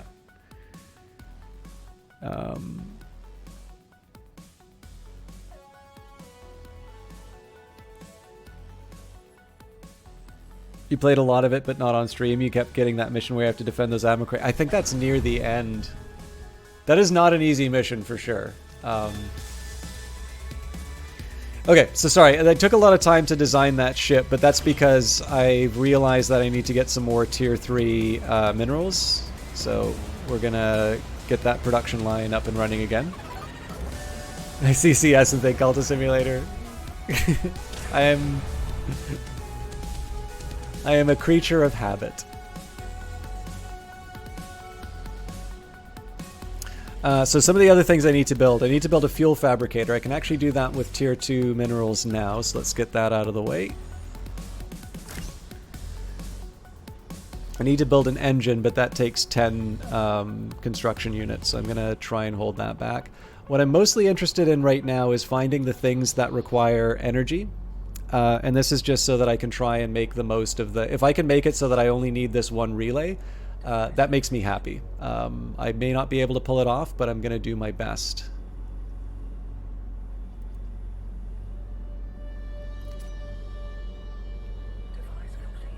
And if I have to, like if it's an emergency, I will use the lower tier minerals to build stuff, but I think we're at a point where I can...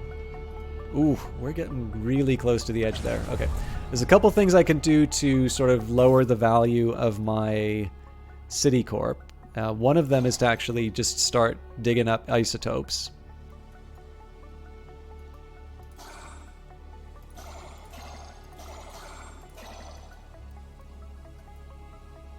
Well, I suppose I could also try... I know the red artifacts are going to be worth... Okay, no, actually, here's how I handle it. So I get the red artifacts, but I use them to enable some of these inert ruins.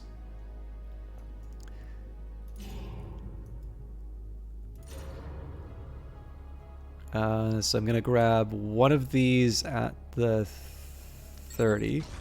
So in this case, this is just the annihilation of value until I actually get to put these in my... Actually, you know what? There we go. The threat will tick up as I incorporate those into my stockpiles, but I believe this should tick down as a result of the loss of influence. Unless I didn't have enough influence to like move the needle on that, but I feel like influence was kind of a big deal.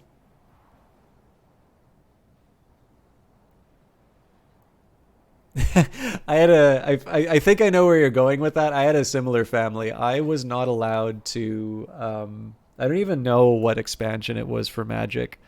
I remember I was like, I can't even remember where I first found out about it, but I was fascinated by Magic, just like the idea of a card game that like the rules were on the cards and you could change it. But my aunt, well, you know, I'm sure is a very nice person, and you know, again, it's family. I don't want to be too mean, but it just so happens she saw a couple of people playing it on a ferry, and I was, you know, I was fascinated. She saw it and saw satanic influence. And so I actually, in retrospect, I should have taken this obsidian ruins. It would have been better for the minerals and ice. Oh, 24 minerals 3. I'm a dummy. Ah, well, we'll commit to the choice. But yeah, needless to say, it was very difficult to convince my family to allow me to play Magic the Gathering. And then eventually I was able to, but I was not allowed to play a black deck.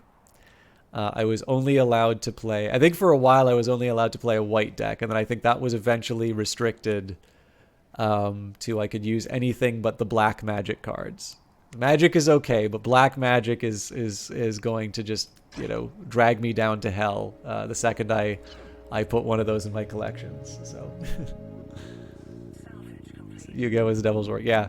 And I mean, again, like, so I got a really weird upbringing because it seems like my dad was into, like, it's this Christian eschatology that seems to have been something from, this is like completely unrelated to Industries of Titan, but like it seems to have been like a bunch of stuff that was relevant in the 1970s. And it's not that it like went away. Like I do need to make sure that I'm building Okay, so I don't have a worker in here right now. That makes me worried. Because obviously the number's ticking up.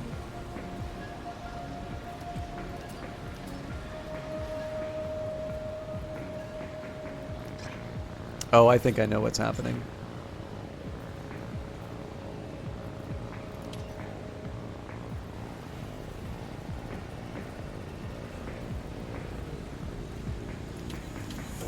We'll do dedicated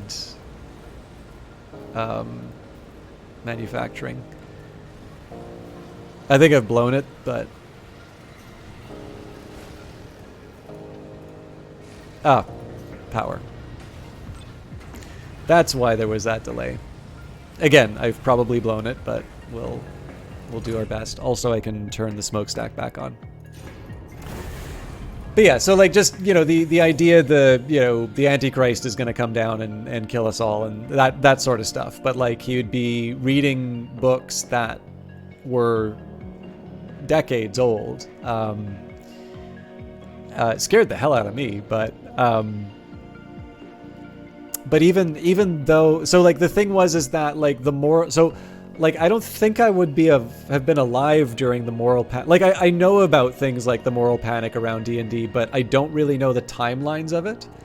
So it would be hard for me to say I have like firsthand experience of that particular bit of history, but I am familiar with it in the sense that in my own family, because we're kind of inheriting this, you know, this old way of looking at the world. Stuff like D&D was also, you know, completely off limits. But then, you know, there's a Star Wars RPG. Okay, but it's by Wizards of the Coast, who makes Magic the Gathering and Dungeons and Dragons. Oh, that's not good. But it's like, yeah, but it's Star Wars, right? Like, you're okay with the Force. You're okay with... It's like, well, I guess that's true. And like... It's just this very slow negotiation. Like, I think eventually they were just kind of realizing that maybe they didn't believe this stuff. That maybe that was something that mattered to them for a while, and that perhaps it's not as central to their worldview. And I mean, you can't like. I try to be relaxed about it because, you know, they're parents. They care about their kids. You know. You only kind of get one try. Like, you don't want them to wind up screwed up. And if you've got people you trust telling you that this thing your kid is doing is going to leave them as some, you know, drug-addled, you know, Satan worshiper, you know, that's not good. You don't want that to happen to your children. So like, I know where it was coming from, but obviously it was difficult to get into the stuff that would become my own interest. Like, obviously my interests are very much into, you know, games like that, and so it's so I'm just trying to think of where to put the pod. It would be better for me to put the pods, the space where there's energy is actually at a premium. Okay, these are fine. So yeah, I mean, like I try to be relaxed. Like, I try to be empathetic where I can be, but like obviously I missed out on a lot of cool and fun stuff because of the, you know, just because of the types of books my family was reading. Boomer parent disease. Does he count as a boomer? I guess he does count as a boomer. Yeah. If you ever become a parent, it will completely recontextualize your relationship to your own parents, for better or worse. Yeah. No, I mean, I have no idea if I'll become a parent, but it's yeah, it's like I do have a couple of friends who have become moms, and I completely understand why that. At the risk of opening another, if I thought the Epic Store was controversial, I'm not bringing this up to open the merits of health policy, but I don't think it's a coincidence that the incidence of anti-vaxxers in my social circle is correlated with parents, particularly new ones. So you know, doesn't mean I agree. It doesn't mean that I certainly wish for a different priority or outcome, but I I certainly kind of understand probably where some of that is coming from. Well, you're catching up with Cultist Simulator, right? The thing that's actually funny too, apparently that game had a bit of a marketing problem originally, because the meaning for cult is apparently different. Like, so I obviously am North American. Maybe not obviously, but I am North American. And so I'm certainly going to be thinking of something much more sinister and, you know, like, whereas the game Cultist Simulator is very much more about something that you could maybe think of like the Shriners is probably the better, you know, kind of the better model in terms of what that game is probably talking about. And I do find that kind of funny, just to see the two, you know, the two different worlds colliding. And, you know, obviously if the group that wants to, you know, set fire to Harry Potter books catches wind of this game Cultist Simulator, like, clearly that is going to be the sort of thing that is protested. But if it's you know, if it's in the UK, it's just going to be like, oh yeah, you're talking about like Aleister Crowley and stuff like that. Okay, we understand. So. Also,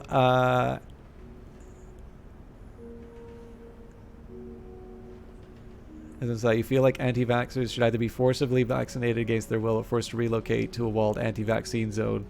Not literally, it's the easiest way to look at it. Yeah, I mean, so I'm not really going to engage too carefully with that. I want to be completely unambiguous in terms of the fact that I do support vaccination. I think it is better to do. I don't think there are good arguments against it.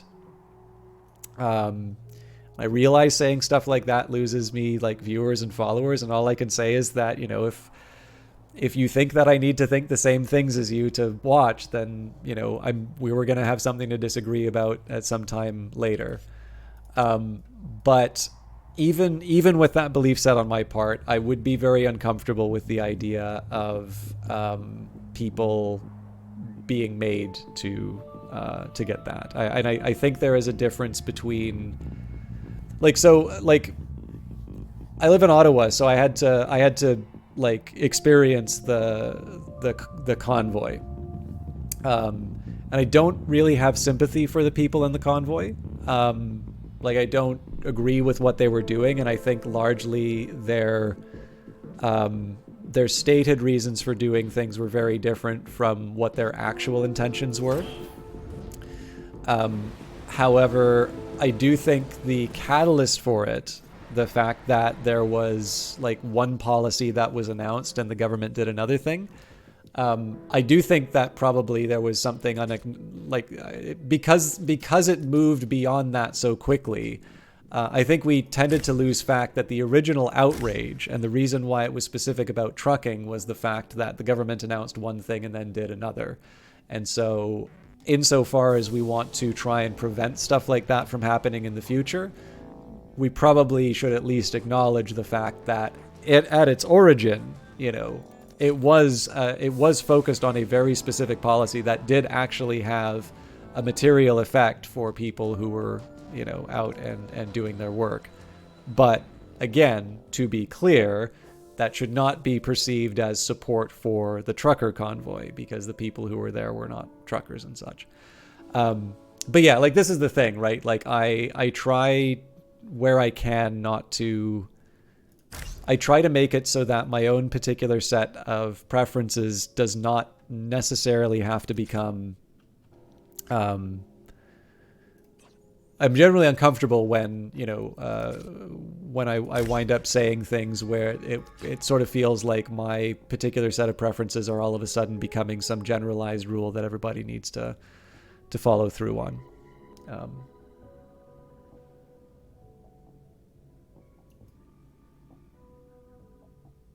We got one over with you guys on that. Yeah, I definitely know that one. I mean, to a certain extent, the local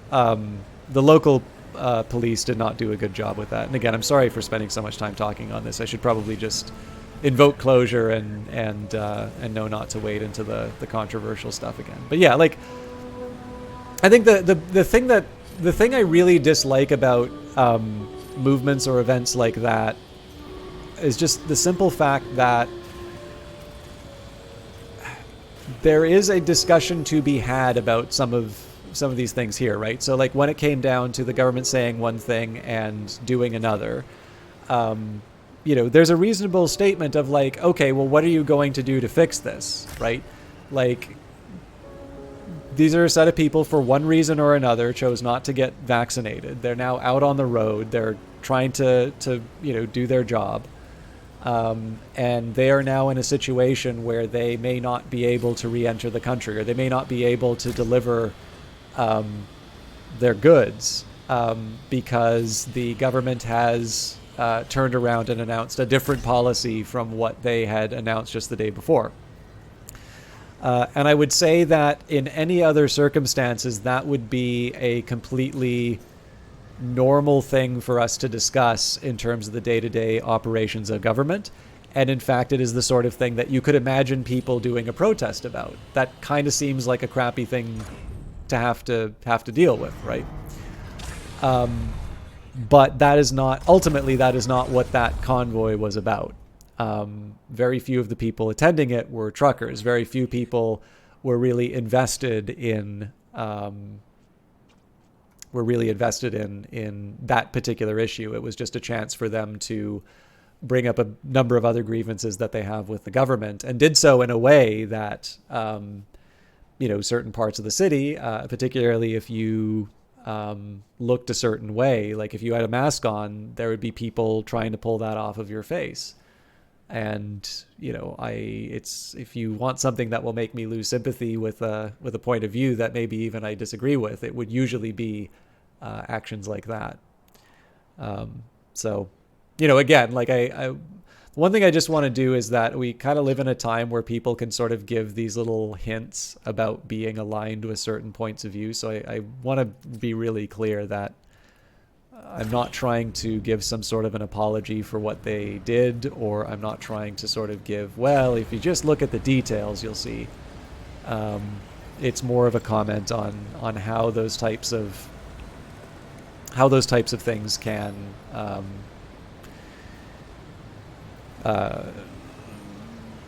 basically, like, they can trash what would otherwise be a productive conversation that would allow sort of these two groups of very disparate views, kind of come together, or at the very least be able to sort of live with each other. Because clearly now, like, that is such a charged issue that people are just simply not going to be convinced one way or the other. EU vampire here at Sava. It's definitely, Canada did not cover itself in glory here, but it's essentially, there was a bunch of trucks that were able to set up in the capital, and they had like a hot tub and stuff like that, and it was this extended period of time. Like, for a while they were blaring their horns so that anybody in the downtown kind of core could not get any sleep. But yeah, it was very frustrating and very dumb. I work from home, so I wasn't too bothered by it, but I do not think it reflected well on the participants. No one could tell because the traffic was so bad in the U.S. It's a classic problem of populist movement, a la the Occupy Wall Street. It started with a point, but eventually got taken over by every Looney Tune who wanted to run into a camera and talk.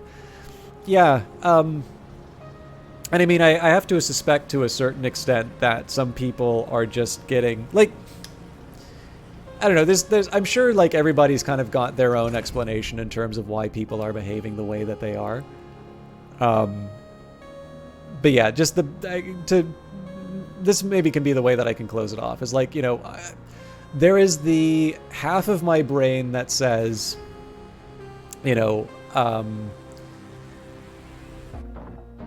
this is medical stuff, this is dangerous, we know what happens when diseases get out of control, there is a social cost imposed, why wouldn't you make it mandatory? And then, I get a little more reflective and I say, well, if there are negative side effects, what happens then? Oh, okay, well, who's responsible ultimately? Should someone have the choice to do that in, a liberal democracy? And, just kind of carrying down the train of things. And then, like, for me, it's fairly easy to just sit there and say, it's like, okay, so when I think of, and I can think of a friend's name, would I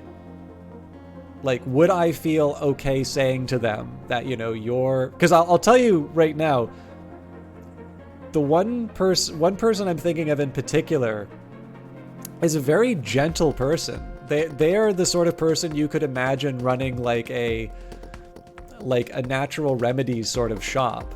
They're very nice. They are very intelligent. An absolutely lovable person. And I was very surprised. They never have actually come out and said it. It's just I got enough of the indications that I'm like, oh wow, that actually is surprising. But and so to like turn around and say, it's like, do I want to remove their ability to sort of make a conscious choice? And I'm like, probably not.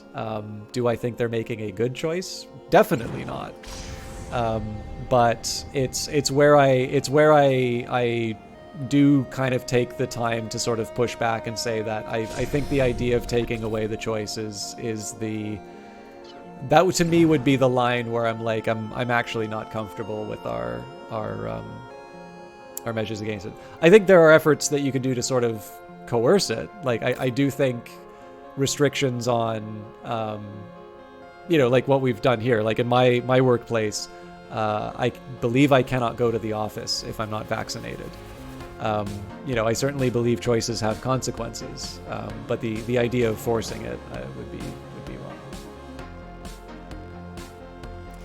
Yeah, actually, Irrepressible's got a really good point. You could just say, like, imagine if your political opponents were to have suggested, have dictated that it was mandatory. How would you have reacted? I actually think that's a really good point.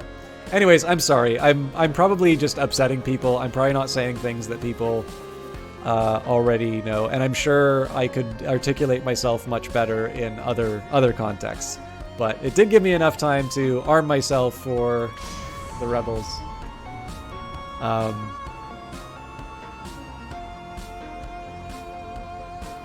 in this case, I'm just going to kind of sit and let them come. I do need to think about how I'm going to get some more power at some point. Actually, we've got 575 in terms of tier 3 minerals, so we can start constructing our power.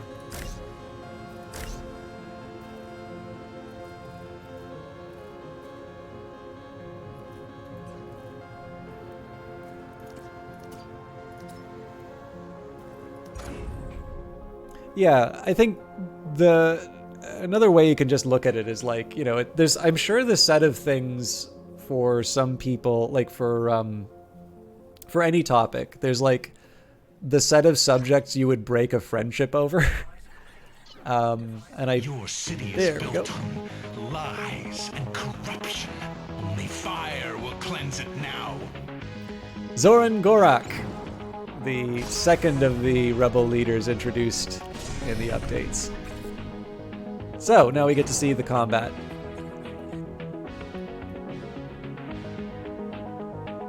I'm hovering over the crevices here just because the ship does need Zethane for its power, so it gives me a chance to just sort of fill up the tank. But yeah, like in my own life, I try and minimize the number of things that are like topics I would end a friendship over.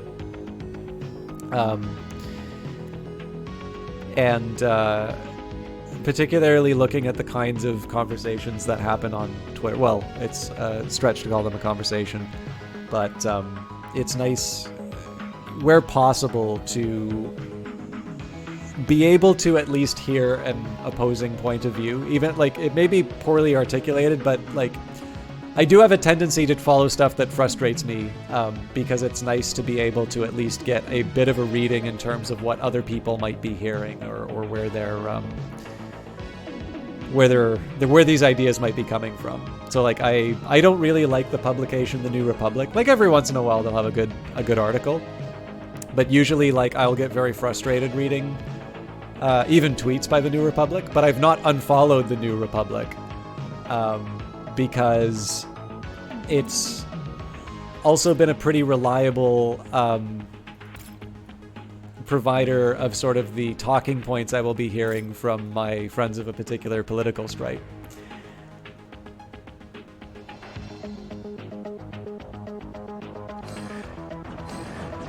So I was hoping we might intercept it, but we did only put a small one engine on this thing. So actually, for those of you who are fans of FTL, your time has come. So as you can see, the combat, it looks quite a bit like FTL. So one thing I'm going to do here, there's only one weapon.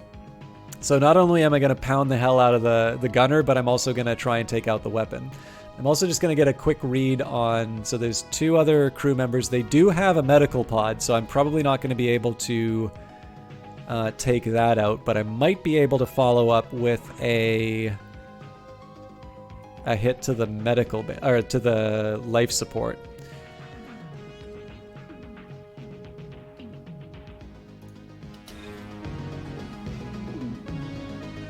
So, I mean, as long as they're stuck repairing and not firing, that works for me too. I'm going to let that combat resolve itself. We will go back to it, but I also want to get repairs on the smokestack. They did introduce fire in this game, so I do not want my smokestack to burn down. Irony does not have tactical uses. I read the New Republic, The Nation. I've heard every conceivable view. Yeah, I don't, I haven't read The Nation unless somebody's linked it to me. I mean, there's limits to that, right? Like, I do not follow the National Review on... Is it the National Review? It's like the Buckley, the really conservative paper. Like, I have limits in terms of what I'll tolerate, but where I can, like, stuff that I can find frustrating, but I don't necessarily find like beyond the pale. I'll try and resist the urge to unfollow. The only strategy in FTL is killing their... Yeah, so that's kind of what happens when you target the habitat module. So the OT... So it doesn't show you on the other screen, but basically if I were to... This is the good thing to do. Turn off life support in the middle of the fight. Oxygen is a privilege, not a right. But yeah, you can see that the oxygen sort of ticks down. So for instance here, they're currently, I believe they are currently losing oxygen. Yeah, you can see that on the right there. And it looks like they're not repairing. So we may win. So for a while, the way that combat worked in this, you would actually have to take out the crew. Yeah, they're toast. They're not going to get that repaired in time. So now if you take out the crew, oh,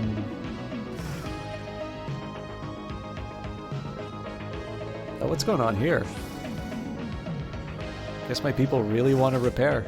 Let's switch the priorities. So.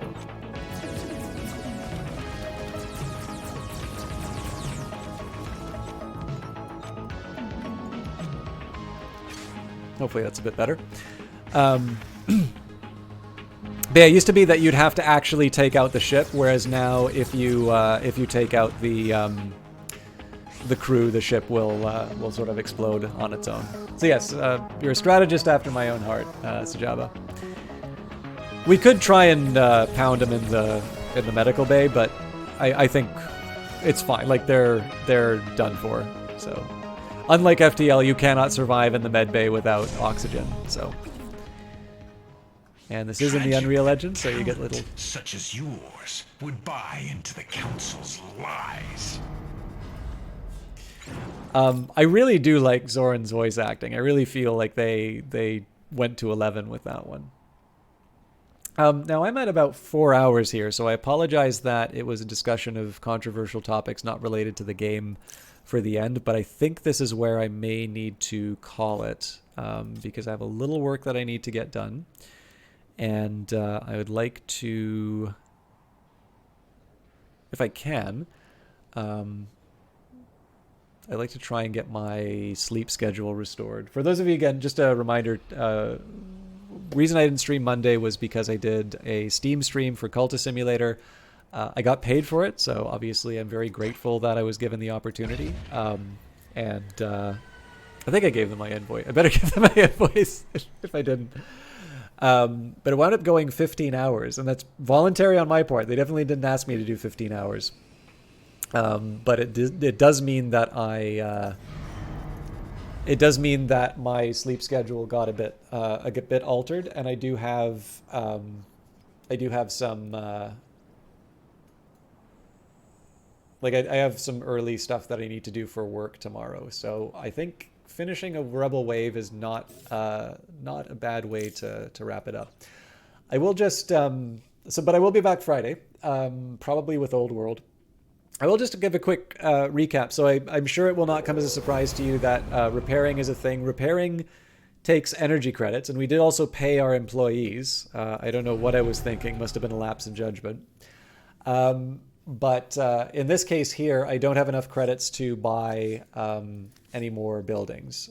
So you use credits for repairs, you use credits for purchasing buildings. There's a couple other things you can use them for. You can do trading and all of that. But we did achieve our goal of getting the shipyard built and being able to defend ourselves. We will definitely need a better fleet for the next the next attack, but we know we're in a situation now where we have all the resources we need. We have basically everything we need in order to get the city kind of in that nice kind of momentum that if you can get yourself into a situation where you have enough momentum to be able to just kind of keep building bigger and bigger factories to process more and more sort of isotopes and minerals, that's the nice place to be, obviously. One major thing I want to try and do is connect myself to to isotopes. Now, it does seem like there's sort of a land bridge around here, but that's going to require quite a few command centers. So one thing I might do is try and do an early science lab and try and get the extension to the mine. So let's just see. I would need 2 more tiles to be able to access that mine, I think.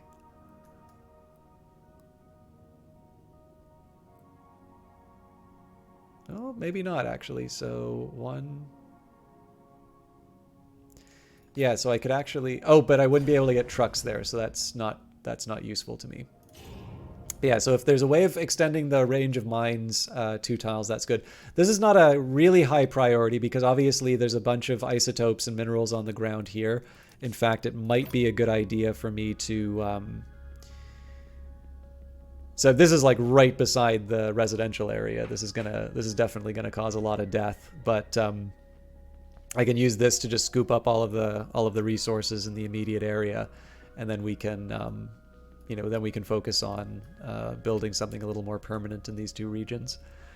But yeah, other than that, it's one thing I probably want to do a little earlier than I normally would is get that transport hub up so that we can start sending trucks to clear out the waste.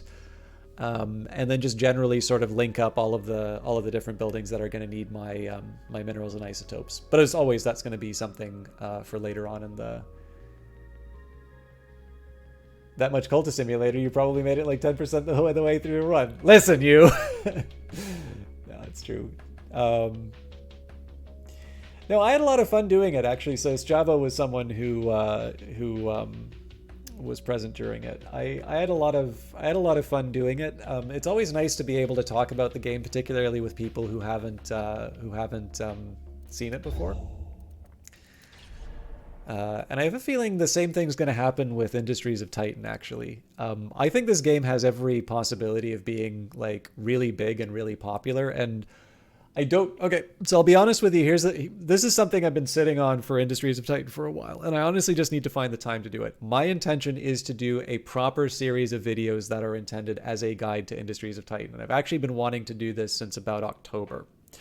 Now, the game has been changing over development, so there's sometimes a benefit to holding back until things are a little more permanent. And then the fact of the matter is that every time I do a video on one thing, that means that's time I don't have to do another video. I'm sure the library game is going to take 1,000,000 hours. Yes, fortunately, the library game, I think, is 2023 now. They could probably release in 2022, but they would be releasing into the holiday season, which is when all the other developers, like the AAA developers, are going to be bringing stuff out. So the media coverage is not going to be there. But yeah, so like I'm not doing the Industries of Titan guide, in the sense that I think, it'll be the next Cultist Sim or whatever, like, something that people find me through. I'm doing it because I really like Industries of Titan, and I suspect there will be some people who will want to have a better understanding of the game when they start.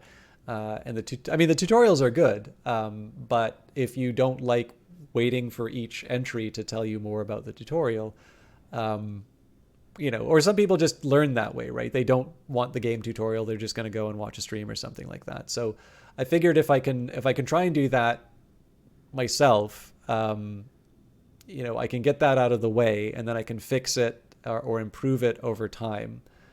But yeah, I like this game a lot, and I think it's got enough of the things that are just generally popular, compared to some of the other stuff that I play, which is very niche. Like, it's hard to see people who don't like city builders. I feel like city builders are kind of like the cop and doctor shows of video games. Like, people will always be watching shows about cops and doctors. I don't know why, but like, that's something that's always been on TV. Arguably something that's always been on radio, for crying out loud. On top of that, like, Industries of Titan, it looks beautiful. It's a setting that I think people like people like cyberpunk stuff. And it's like unique enough in its own way. So like, you have the factory optimization, you have the combat. It's not that you don't get these things in other games, but it's a series of optimizations. It's almost kind of like a Matryoshka doll of optimizations, right? You optimize at the factory level, at the ship level, you optimize at the city level.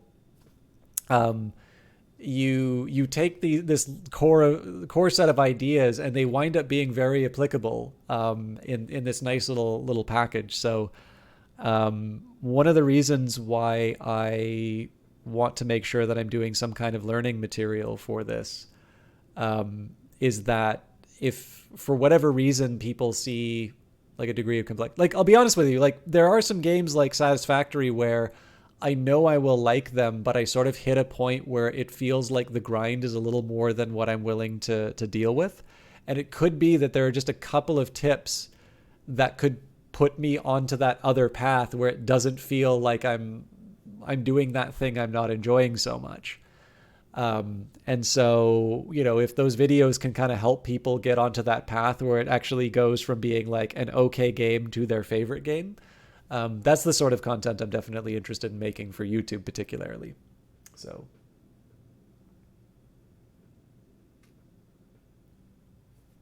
I hope I said it right. I have a really bad habit for mispronouncing things. But anyways, let's not make this a longer goodbye than it needs to be. Thank you, all of you, for hanging out, particularly to Buriosities people.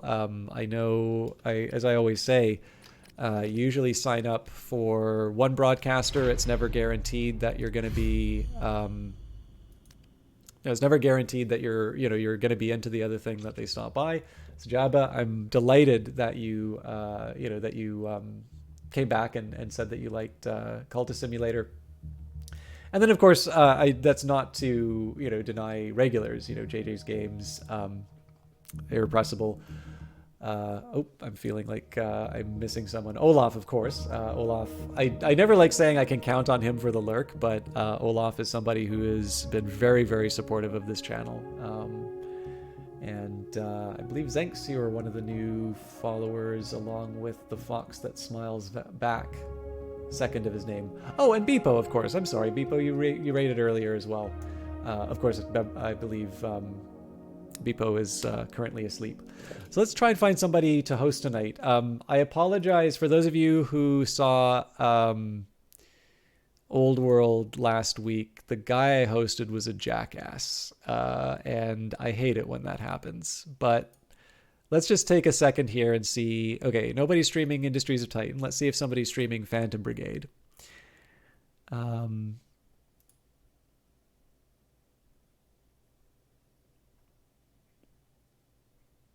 Oh, interesting.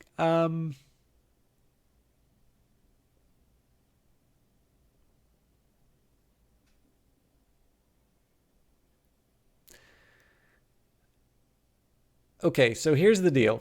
I don't dislike this broadcaster. If you would like to see Phantom Brigade, I'd actually recommend checking them out. The only concern I have here is that when I hosted them, within a few minutes, they played something that wasn't Phantom Brigade. And I'm a little worried that will happen again because they didn't actually get to finish what they were showing me before. But I do notice that IntelliGame is currently playing No Man's Sky. So actually, is IntelliGame wrapping up for tonight? But yeah, so please, if you want to check out Phantom Brigade, please do check out that broadcaster. They're somewhat new to the game, but I don't necessarily think that's a bad thing. It's just that I suspect the fact that it is me doing that host is going to make it more likely that game stops being played rather than not. Okay, actually, well, here's what I'm going to do. IntelliGame usually wraps up at this point. So he's doing No Man's Sky. And he might be somebody that you enjoy watching, but I'm actually going to raid Outworld. And that's partly because I don't get a chance to raid him very much. But also, he's been doing these retro achievements on Mortal Kombat 3, I think he's on now. And the one he's doing at the moment... Oh, no, it looks like he's on Mortal Kombat 2. Okay, anyways, he has just been really suffering through this. And Outworld is actually somebody who I've known for a while on Twitch, so I don't always get a chance to host him, and I think this would not be a bad one. But if retro games, if Mortal Kombat is not your cup of tea, totally get it. And he has listed as a mature streamer, so I do recommend checking out IntelliGame. Or if you'd like to see Phantom Brigade, please do check out New Mecha Gaming. Again, I don't want to sound like I'm mad at him or anything like that. But I guess at the very least, I know that I'm not going to be running into that guy who I hosted on Old World on last week. I'm going to be back on Friday. We'll be doing Old World then. Monday, I'm going to try and turn into the Old World day. I also need to do Out There or something like that. But if you're looking for more Brace Yourself game stuff, that will be a week from now. I'll be back to Industries of Titan.